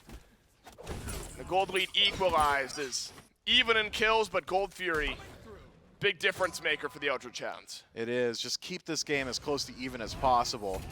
The concern's certainly still there for Aqua. Just his ability to rotate in towards some of these team fights. This could be one way to deal with them. Stun good from Crimson. Ducky not quite able to pull him back in. Had that pull connected, very likely that Aqua loses his life there. Or at least forced to stand his ground and fight back. Instead, able to walk himself out of there. Both feasible neutral objectives off the map for another couple of minutes or so. Means that the game should likely slow down from here. I think maybe I favor the Valhalla Valkyries in the latest portion of the game. You got a double Hunter draft, even if one isn't building Hunter. And you've got the Kuang as well. A strong front line. The Eldritch Hounds, a much more standard composition, top to bottom. It really is hard to say. I think it's going to come down to whether or not Kyrmi's able to right the ship a bit on this Osiris pick. Has been struggling to use that level, though, hasn't he? Just hasn't been. He's been farming fine. Yeah, which you would expect. Cleave auto attacks plus Golden Blade, just very fast clear. But hasn't quite been able to leverage that into an actual fight. If he's able to clean some of that up, the Valhalla Valkyrie's in a very good position. Yeah, not the 100% kill participation that Oathhh has been able to grab. 5 out of 5 on the Lancelot. And some of the slipperiness of this Lancelot has already shown to be a bit of a problem for the Valhalla Valkyries to deal with. So agreed, Biff. I think jungle matchup in the next 5-10 minutes, maybe 10 minutes, a more realistic threshold becomes massively important for these two teams. Spear of the Magus completed for Aquarius. We're staying up to date with the Kuang build.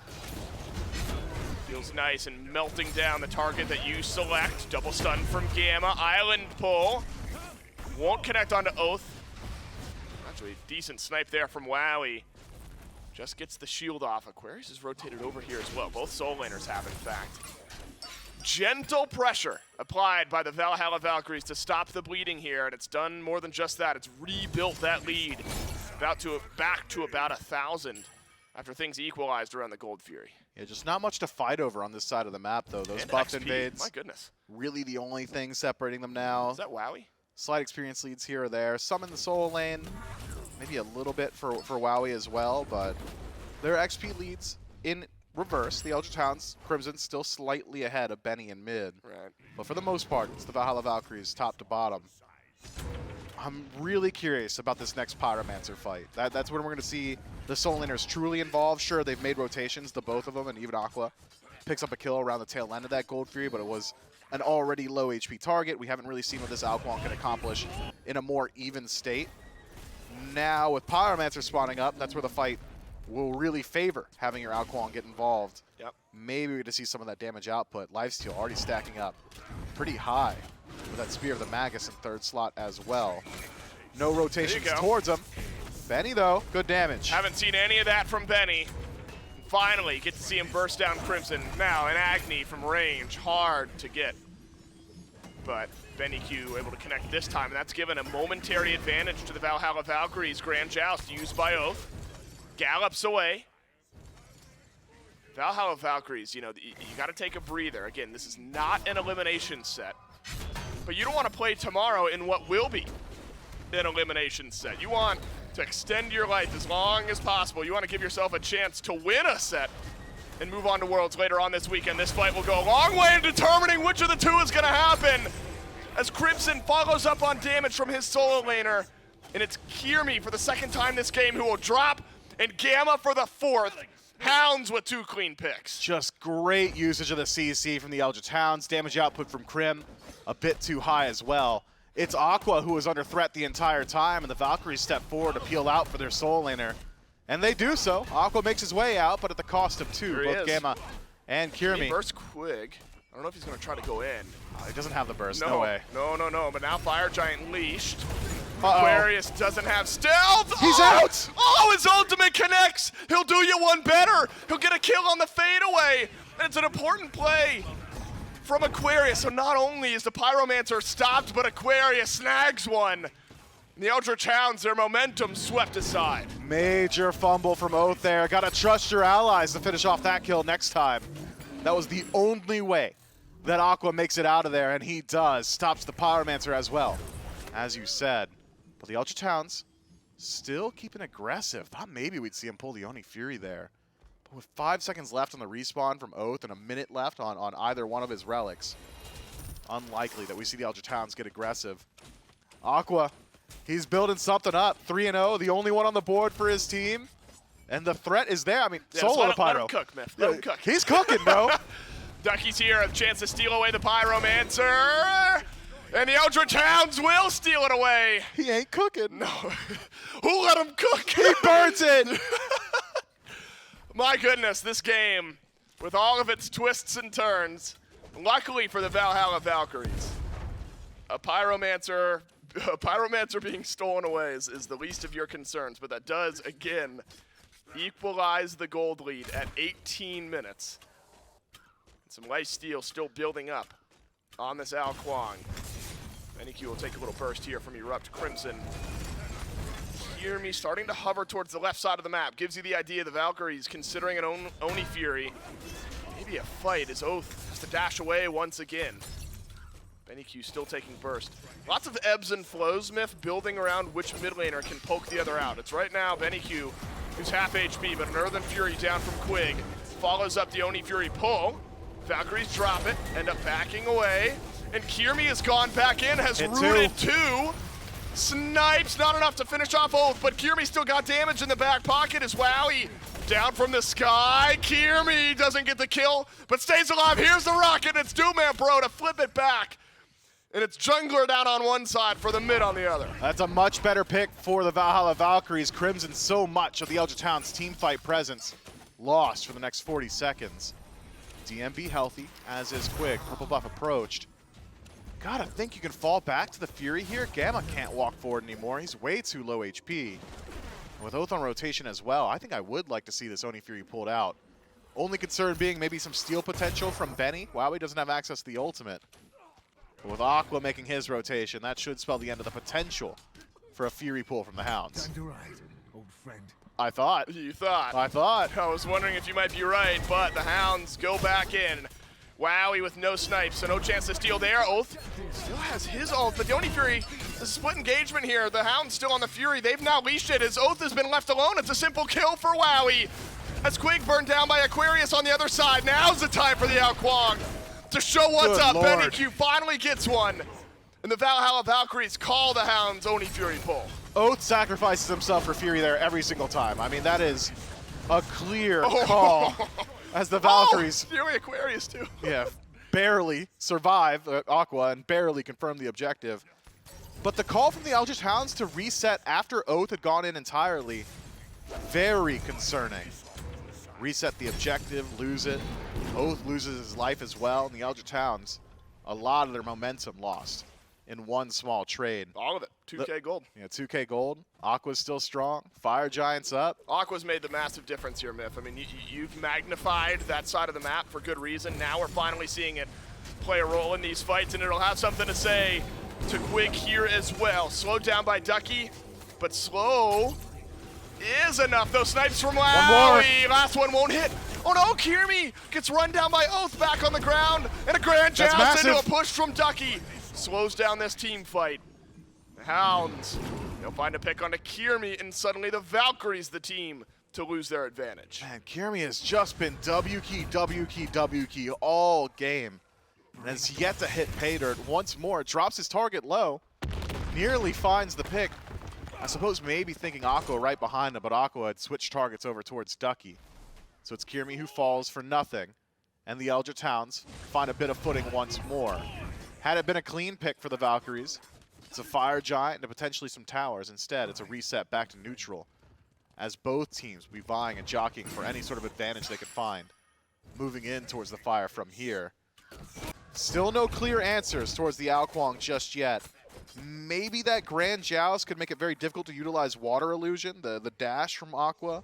Lock them down, damage output, lots of AoE damage on the side of the Eldritch Hounds could help out a bit. As we start to finish up even more lifesteal, I think anti-heal's got to become a topic of conversation very shortly. Yep. Brawler's beat stick there for Oathhh. That'll help out a bit. But if Oathhh is tussling with Aqua, well, Aqua's just going to win that fight. So look elsewhere. Divine Ruin from Crimson, sure. I'm thinking maybe even in situations like this, you might want a bit more. I hesitate to say Ankh. I do hesitate. But this Quang is just such a massive issue in the team fight. We can say Ankh all you want, Myth. Nobody can get it. Yeah, it's too late now. But could have been an option earlier on. Now Quang in the cripple field, drawing out, dashes away. Look how much he pushed heals. away, not killed off. The threat, now Aquarius, but Kyrmi the target. Dude Man Bro rockets in, 0-5 for the jungler of the Valkyries. And Wowy, just not with the rest of his team, but either is Dude Man Bro. This is just Wowy buying time, funneling Crimson back to the rest of the Valkyries. Wowy should be fine. And Excavate does next to nothing. Aquarius adds another. This is a big one for the Valhalla Valkyries. Beads used, doesn't matter. Double for Aquarius, double for BennyQ. Who cares about a bad start when you end up at 3-1-4 and a Fire Giant around the corner? Man, the fight once more starts Quig. on Aqua. Baits out Quig. I mean, This is a miracle. no way. You're asking for a prayer, and Quig will not steal it away. And now the big swing is for the Valks. Maybe even some more here. Quig, no access to dash. Aqua right behind him. Let him cook. We said that last time, and it didn't quite work out. Wowy on a killing spree. I thought Wowy was in some trouble in that last fight. Extends his life so effectively. And now the SPL team, with their biggest advantage of the set so far, on the verge of maybe sending us to a third game. Yeah, I mean, the answers just haven't been there. The damage output, you just need more items, I suppose. The Eldritch Hounds suffering from lack of money. I can relate. they just need to buy more. I mean, there isn't enough burst to deal with all the sustain that Aqua's got. So often the fight has started, the Eldritch Hounds jump onto Aqua, he sustains with his entire kit, disengages with Water Illusion, Kyrmi walks in to buy space, loses his life, who cares? He's Osiris in the late game. And then Aqua reinitiates and cleans up immediately afterward. This time, BennyQ also getting involved in that cleanup as well. Now the Valhalla Valkyries in a very strong position. Fire Giant on 4. The only one without is Kyrmi, but If he acts as solo agent and just pushes us around the map, I don't think you're so concerned about that either. The Eldritch Hounds have got decent base defense, great AoE damage, space control thanks to that Terra. Crimson's got the poke. But it is going to be very difficult to deal with from here. Suffering from lack of money is just sticking with me for some reason. They're deciding, all right, can I go without water or electricity this month? Guys, do we want vision or damage? That's right. I don't know what I can afford to pay for. The Valhalla Valkyries, they got it all now. Yeah, BennyQ chose not to buy anything earlier in the game. The Hounds, they don't get to choose. Benny's like, I'm going to be losing lane. Let me go ahead and just like emulate that from the start. Right, let me get my mind in the right spot. I have nothing. I have nothing.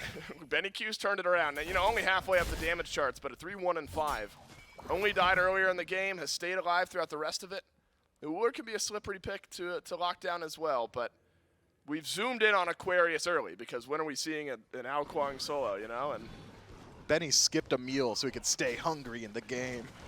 That's like Get that challenger that's like mindset. when you take the $1 million now, or like $5 a day for the rest of your life, and you choose the $5 so you know what the grind is like. It's called awful. passive income, you know? So smart. So smart. BennyQ is the richest man on map via golden pocket there for a little bit of time. I have the most liquid resource. Everybody else was liquid poor. That's right. BennyQ could go anywhere with that kind of money. Yeah, we don't want assets. We want liquid. That's right. Eldritch Hounds defending under the tier 2. I'm glad you brought us Yeah, back because I wasn't about to. There's not a whole lot happening for now. No, you're right. You can take a breather because we're just shoving in the waves and allowing the Eldritch Hounds to set up their defense. It looked like a slight tier 2 defense from the Hounds while the range of the Valkyries made their way left. But on time are the Eldritch Hounds. Now this is where Hercules can make a big difference. Ducky's looked fine in this game, but a big pullback underneath one of your Phoenixes, an overextended target, suddenly flips things right back. Only 30 seconds or so. Yeah, not sure the Valkyries, you know, when you suffer a loss in game 1 like you did, and you got a chance to send yourselves to a game 3, I don't know if you're rolling the dice in the last 20 seconds of your Fire Giant. No, keep it clean. Go ahead, reset. You've got a massive gold lead now. One that is so large, in fact, that the Eldritch Hounds, I mean, I was debating whether or not the Valkyries, even earlier with a 3,000 gold deficit, would feel favored in the late game. Now, 12,000 gold up, like, they're absolutely favored. Their composition is clearly very, very good at dealing with what the Eldritch Hounds are capable of generating, namely around Aqua. I can't stop talking about him, but he's got 9 effective kills of the 11 for the Valhalla Valkyries and is topping the damage charts as well. And just the sustain has continually grown. And now with Death's Embrace as well, I'm thinking it should have been an Ankh. I'm thinking that might have been the only answer. Because let's think about other soul laners that might be able to force an Ankh pickup. Yep. Vamana, you buy it against him, and he's worthless. Aqua, yeah, Hades, you need maybe? it. You need it. I'm not buying against Hades. No? No Never? way. Never. Well, perfected Rod of Tahuti. Now is Aquarius. And the rest of the Valhalla Valkyries want to brush off what happened in game 1. And you know, if they end up going, if they win this game and go on to win game 3, and we interview them, you know, they're doing the sarcastic, we threw game 1 intentionally, like that's. It depends on who you ask. I could imagine like Kyrmi being up here very genuinely having like a panic attack. Right. Agreed. But BennyQ would say something like, "Nah, man, we weren't worried at all ever. Like we let them have one. Didn't think I needed items." Right. We wanted to remind them what beating us was like for a moment before we took it away. Now That's game evil. 3 between these two teams would be dramatic. We got to get there first. The Valks a real good look at it. 11,000 gold ahead. Not particularly close. Kyrmi takes a little bit of poke damage and ends up going back and resetting. I mean, with an 11,000 gold lead, you might be able to argue that you could just pull the Fire Giant and win the fight after the fact. Maybe you're buying time. Trebuchet is going to work down the left side of the map. We'll slowly chunk some damage off that Phoenix. Not the same as a Fire Wave, but still gives you a bit of pressure.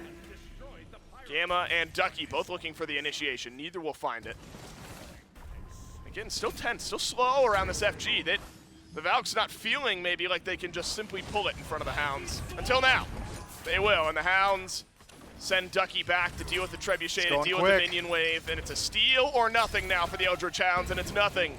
on the right side. Fire Giant on all 5 of the Valkyries. Now it's time to disengage. Kyrmi in first, finds the ultimate on the Crimson, no healing. Did Kyrmi catch the Hounds off guard, or is it flipped? Didn't finish off the kill.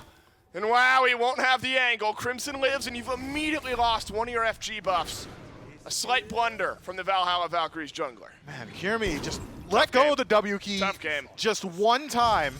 Let the rest of the team catch up with you. Fortunately, hasn't been the most impact player on the map, so maybe not super necessary to have him have the Fire Giant. The Valhalla Valkyries, I mean, it's essentially a run back of the previous Fire, this time a little bit later in the game. Should be able to grab one of these birds. Wouldn't be surprised if you have Kyrmi act as solo agent towards mid, 4-stack on the left, and push your way in. It's a double hunter composition, so the ability to just shred these objectives with the help of minions. Very close to getting into Enhanced Fire Giant, but not this time, I do not believe. Means that it will be a little bit more difficult than otherwise, but still certainly within the realm of possibility for the Valkyries to just go ahead and push in. The Eldritch Hounds, every second the Valkyries aren't in your bird is a second well spent. You are so glad that you don't have to worry about that siege. Should be about maybe 30 seconds until the Valkyries can group up proper on one of these birds, so it's going to be a 2-minute just tower defense from the Eldritch Hounds. Waiting on some key relics as well. No beads for Crimson, no shell for Crimson either. Shell lost for DMB as well. Whereas on the other side, it's just Kyrmi without relics, and we're just not concerned about that anymore. Yeah. Valhalla Valkyries in a very good position. Now it's you know, big crit build here from Dude Man Bro. Both the Shurikens and Venom Deathbringer. Only one Spectral Armor. It's there for Gamma. Obviously nobody else really building all that tanky. And so, if, you know, a handful of crits connect here for Dude Man Bro, some of these squishier targets could get melted down, but Dude Man Bro worried of the burst on the other side, crit or not. We haven't seen the big play just yet from the Eldritch Hounds AD carry. 2, 2, and 5. Largely been out of the fray here this game. Again, this is where you're slightly worried about what a Hercules can do, either a pull back or a shove to the side.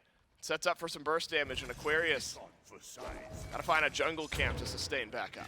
Yeah, he's back to full HP, by the way. He's already full strength. It's just so much life steal.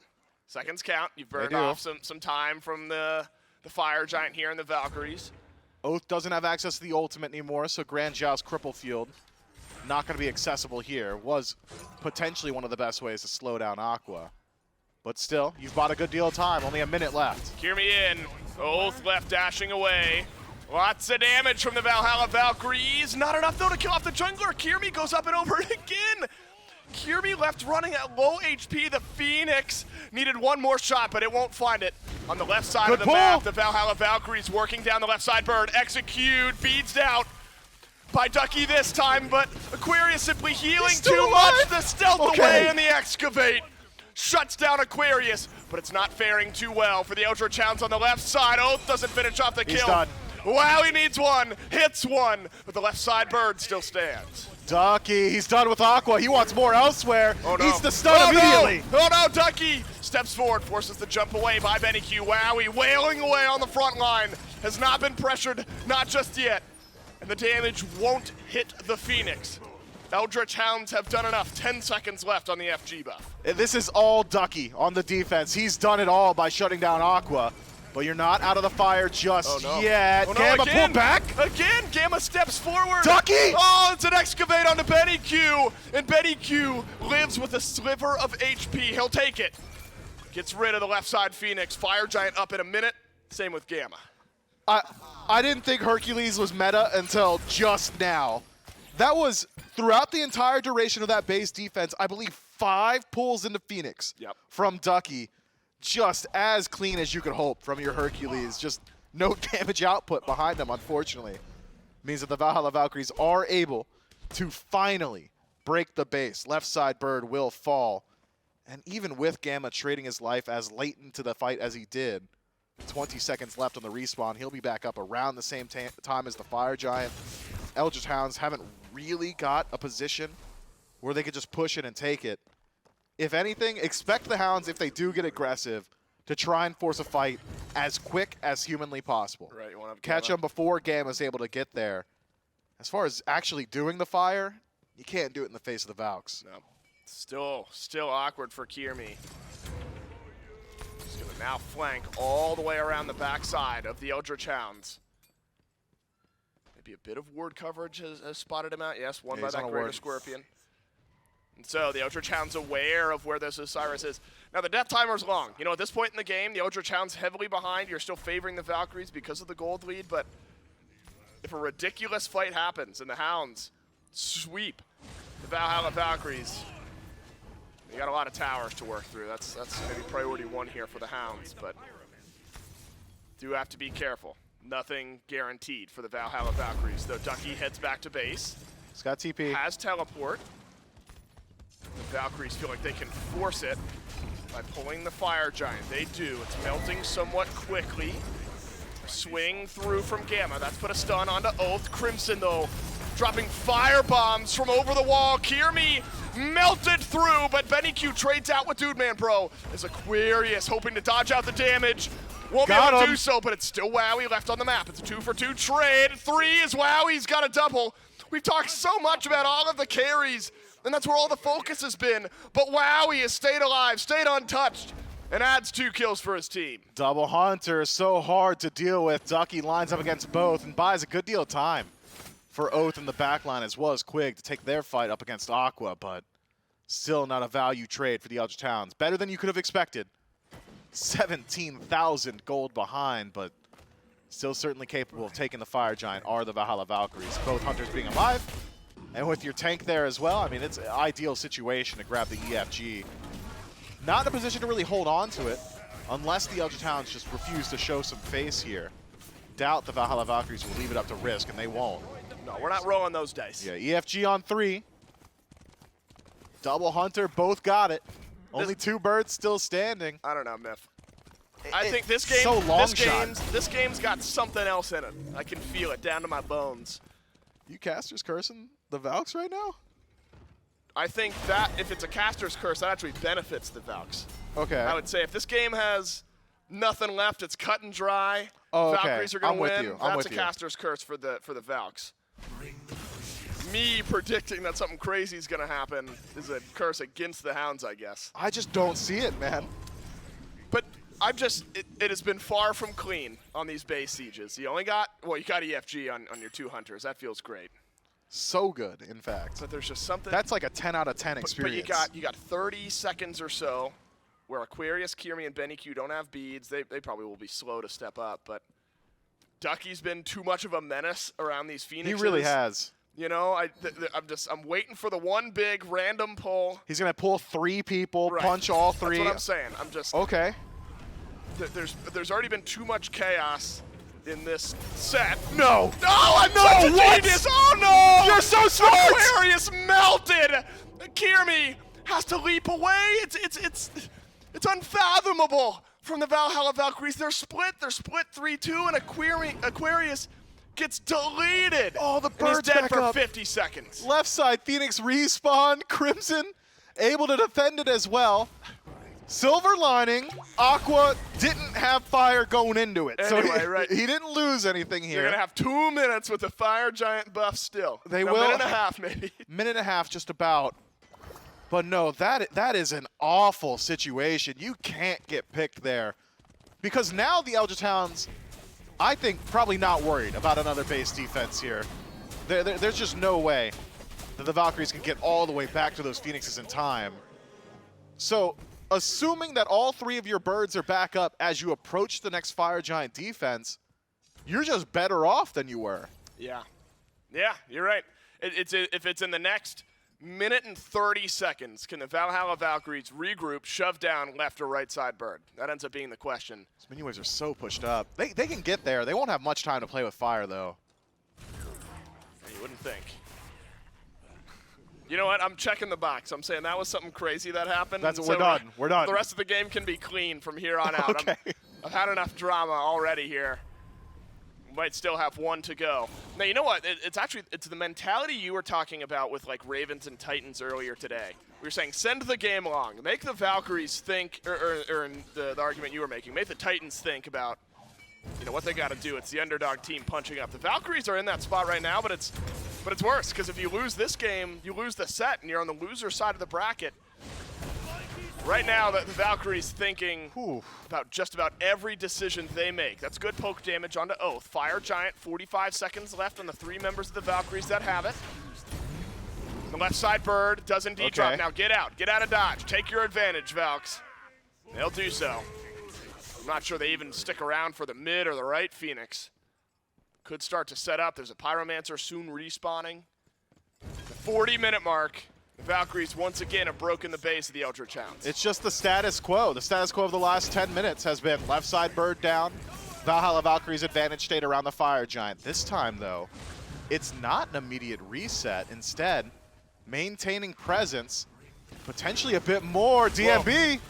Kyrmi has not finished a kill off yet this game. This would be oh no! a heck of a time for his first. Aquarius still rotates through. Kyrmi lives. Kyrmi lives on the back of the fight, doesn't end up dying. Aquarius, though, immediately traded out. Wow, he doesn't have the damage with the snipes, so it'll be 80 carry for your Kuang, and now it's Wowy's turn to spin up the wheels. Ducky excavates in the middle of the front of the fight as Crimson's been poked down on the backline. Both stepping forward once again. Gamma separates the fight nicely. No more kills will fall. Dude man bro for Aquarius. I haven't seen a clean team fight in 41 minutes. I haven't seen one. Neither team has come out cleanly on the other side. This time it's Aqua who pays for the sins of Kyrmi, but the status quo goes unchanged. It is just the left side bird favoring the Valkyries as we start to approach yet another enhanced Fire Giant pool. And I think the Eldritch Hounds now, having closed up the majority of effective gold separating these two teams, everybody's 6-slotted, wards in everyone's pockets, starter items done for everyone, relics upgraded as well. All of a sudden, was it 15, 16,000 gold? Yep. It means nothing. It's map state now, right? It's just map state. And it's the best bird down.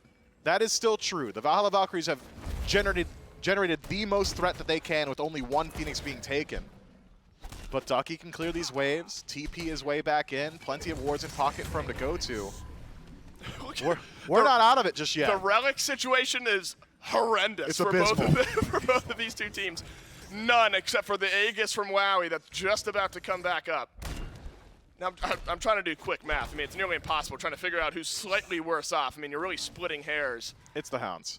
You think, yeah, I mean, look at Gamma's gonna have his Ankh and sprint back up quickly. BennyQ 40 seconds away, but in that meantime, both the carries, the Hounds will get theirs back. In all likelihood, we're gonna delay here until all of the relics are back, but an immediate force could make a difference there. Kyrmi, he's been trying. He's been trying this game on the Osiris, 0-7. Again, damage in KDA doesn't mean much here, other than how the game has gone. But when you're fully 6-slotted and have your relics, that 17,000 damage can climb quickly.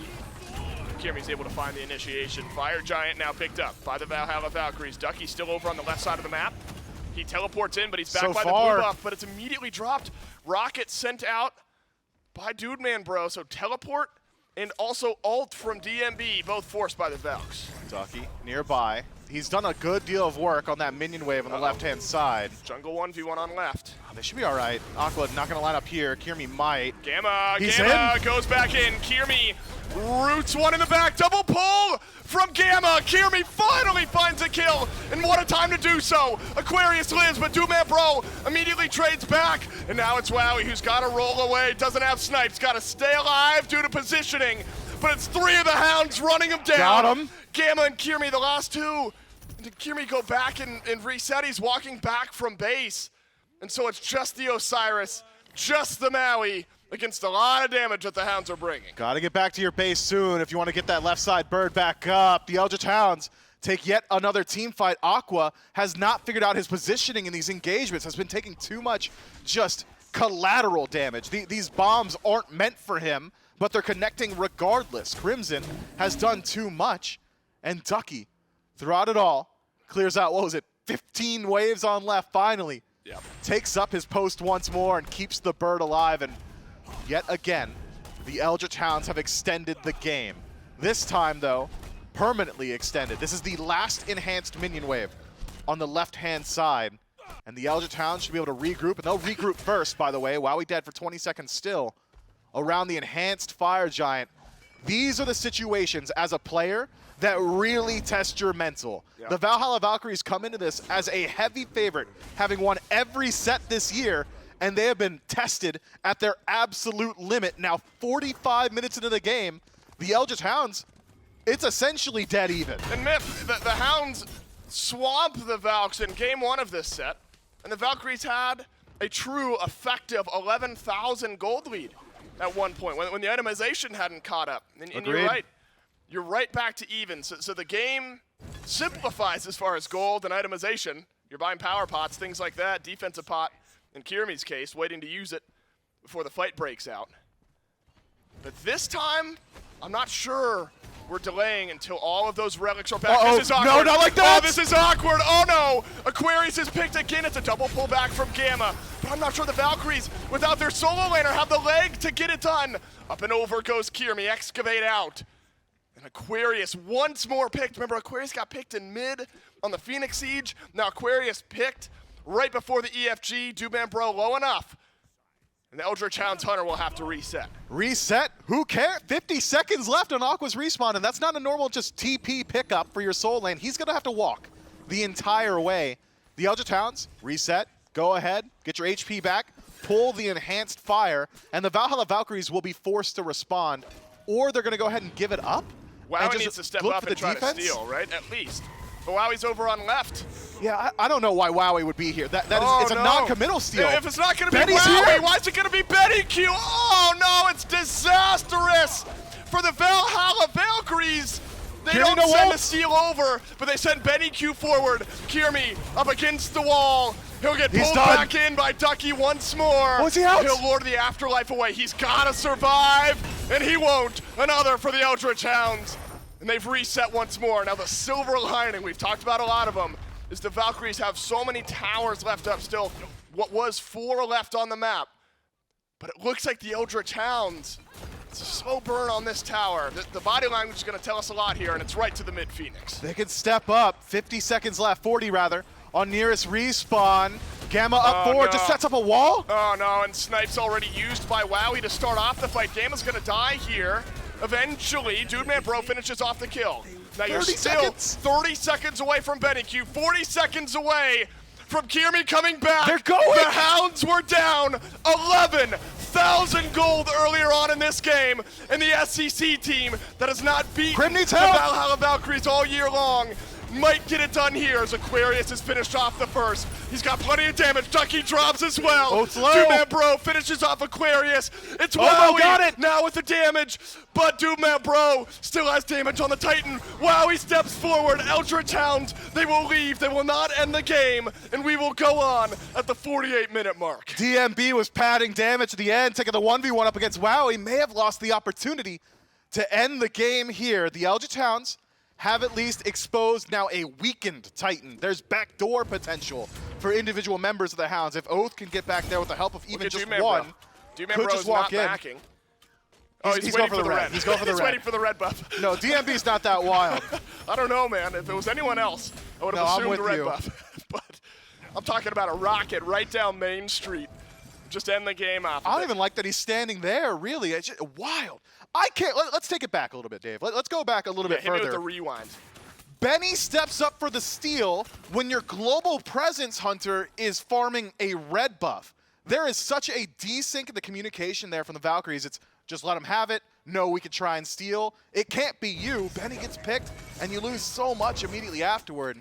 Now it's the Eldritch Hounds on the respawn, on the men, who have to step forward and slow down this fire. I'll tell you what, I think the Titans licking their chops at the opportunity to play either of these two teams for a chance to world. Been far from clean, but now the EFG will tilt the scales back once again. Wowy sticks on it, but Wowy and BennyQ, their little fire giant gets leashed. Ducky sticks around when BennyQ shouldn't have. Kyrmi doesn't get it done, and now the Eldritch Hounds, with a 2-man advantage, can walk down mid lane with only Wowy, Aquarius, and Gamma left to defend. Ducky on the chase. A pull is a death sentence for whoever it connects with. He might have it. He's got the range. No, he'll dash away. But now, Myth, Gamma, Wowy, and Aquarius with a half HP Titan staring down the Eldritch Hounds on the verge of their first win against the Valkyries here this year. A double pull. Gets a kill on a dude man, bro. But Wowy's up in the sky. Good damage. Wowy's up in the sky, and the Eldritch Hounds, they will get it done.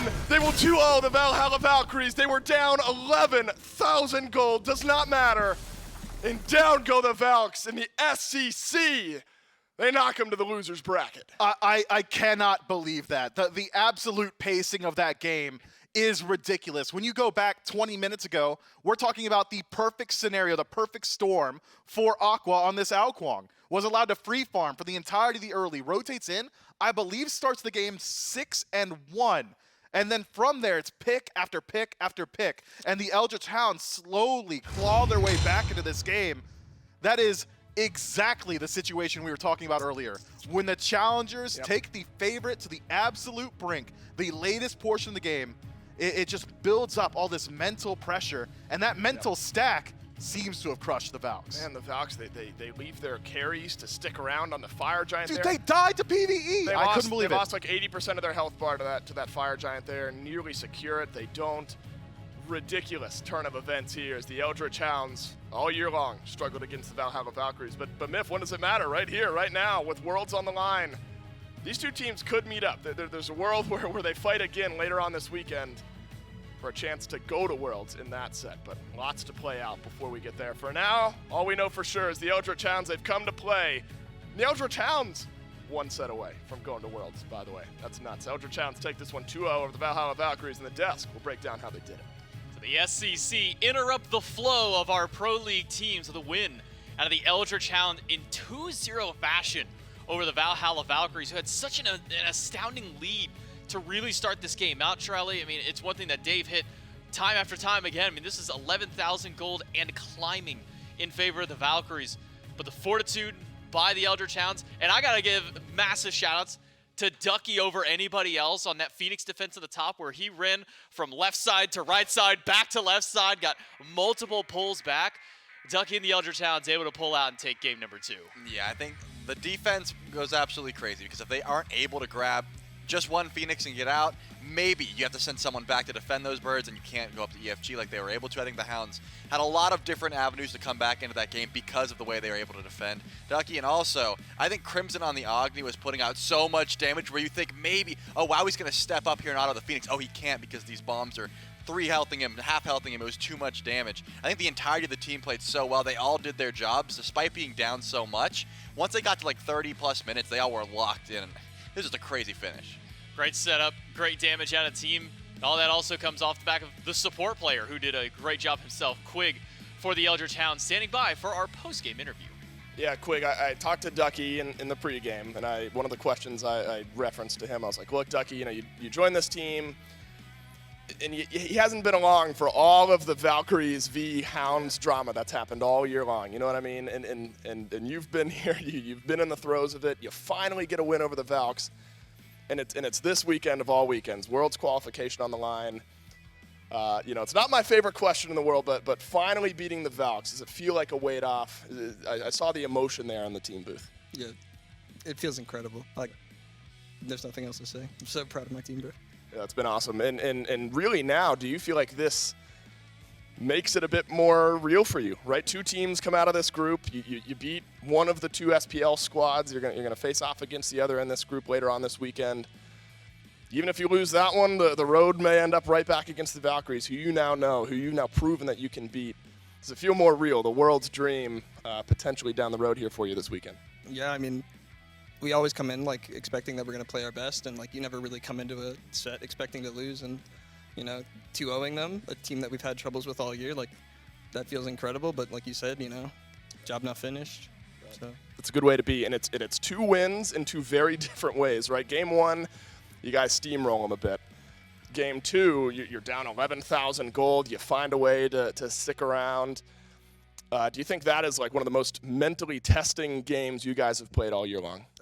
it's not even close. Yeah, like it's wild. I'm so proud of our team. We used to be so bad at defense, but I don't know. Right there, we all just clicked and it worked. Yeah. It was fantastic. Hey, congrats on your win. Excited to see what you can get done later on this weekend. That's been Quig, the Eldritch Hounds, who just beat the Valhalla Valkyries. We'll head back to the desk to end the day. Yeah, phenomenal win by the Eldritch Hounds to get their first win against the Valhalla Valkyries in the entirety of Season 9. I mean, time and time again, when we come to these playoff style of events, Masters 1, Summer Masters as well, and now here into the last chance qualifiers for the SWBC, the Eldritch Hounds get it done at least where it matters most. Now, it's still a little bit further to go. As mentioned, this team is not done yet with the win. They still either have to find their win in the winner's bracket, or if they do end up losing, might potentially have to face against the Valkyries one more time later down the road in that bracket. So we'll have to see how it continues. Mostly for the Valhalla Valkyries squad, I think that's where a lot of eyes are going to go to. But the Eldritch Hounds, with a great win out here, a great emotion really coming out of Quig. You can really tell that this win, no matter what happens beyond here, you can tell that this win meant a lot to them. Yeah, I could tell they've been working at that for quite some time. And I think definitely a deserved comeback because they put up such incredible defense. And I like the highlight that Quig's like, bro, we used to stink at defense. And I imagine so, because how often were the Eldritch Hounds defending? Let's be honest here. 15-0 against SCC teams. They don't get much practice losing. They don't get much practice underneath their Phoenix. So for them to show up like this the way they did, Crimson and Ducky running back and forth between these Phoenixes, so much CC, so much damage, really started to shine through. And of course, I think Dude Man Bro deciding to build crit as opposed to the shred that Wowy went, it meant Wowy did way more damage, but when it came down to it and Wowy was just absolutely shredding the rest of the team, there was one person he couldn't box, and it was Dude Man Bro, just because he didn't have crit. And that actually meant that in those situations where Wowy was just free casting, the Danza could just walk up and finish that fight. I really thought for a second that Wowy was just going to auto kill the rest of the units, and I remembered, oh wait, this man's got crit, he can't fight him. The Eldritch Hounds have been building up for an opportunity like this the entire year through. Again, 15-0 against the SCC squads throughout the entirety of the year. Every time they've come up into one of these Pro League matchups, now they did find a win against the Scarabs earlier on in the Spring Masters and Masters 1. Didn't quite find that same level of success in the Summer Masters. Now finding a win here against the Valkyries in this one specifically is a big one for them. 50,000 damage out of Crimson this game. Look at Wowy. And in all honesty, yeah, I mean, Wowy also popping off 62K. But it's something I kind of said to you in the green room. We didn't get a chance to say it here, but this might be one of the, if not the longest games that the Eldritch Hounds have had to play the entire year. This is not a territory these guys are familiar with. When we think of the NASCC, we're thinking like 30, 35 minutes. That game is usually done by that point. So for this team to be able to stand up against an SPL team for 50 minutes of play, got to give a lot of credit to these guys. Yeah, I would say so. And you got to imagine they're going to carry that confidence throughout the rest of this tournament. And it's gonna be tough to continue. Like, this was a big win for them, don't get me wrong, but this was not the have to win matchup. Tomorrow is gonna be the have to win matchup. If they lose that, then they'll have another one. But they gotta keep that confidence going throughout the entirety of this tournament. I'm excited to see what they'll do, especially when Worlds qualification is on the line.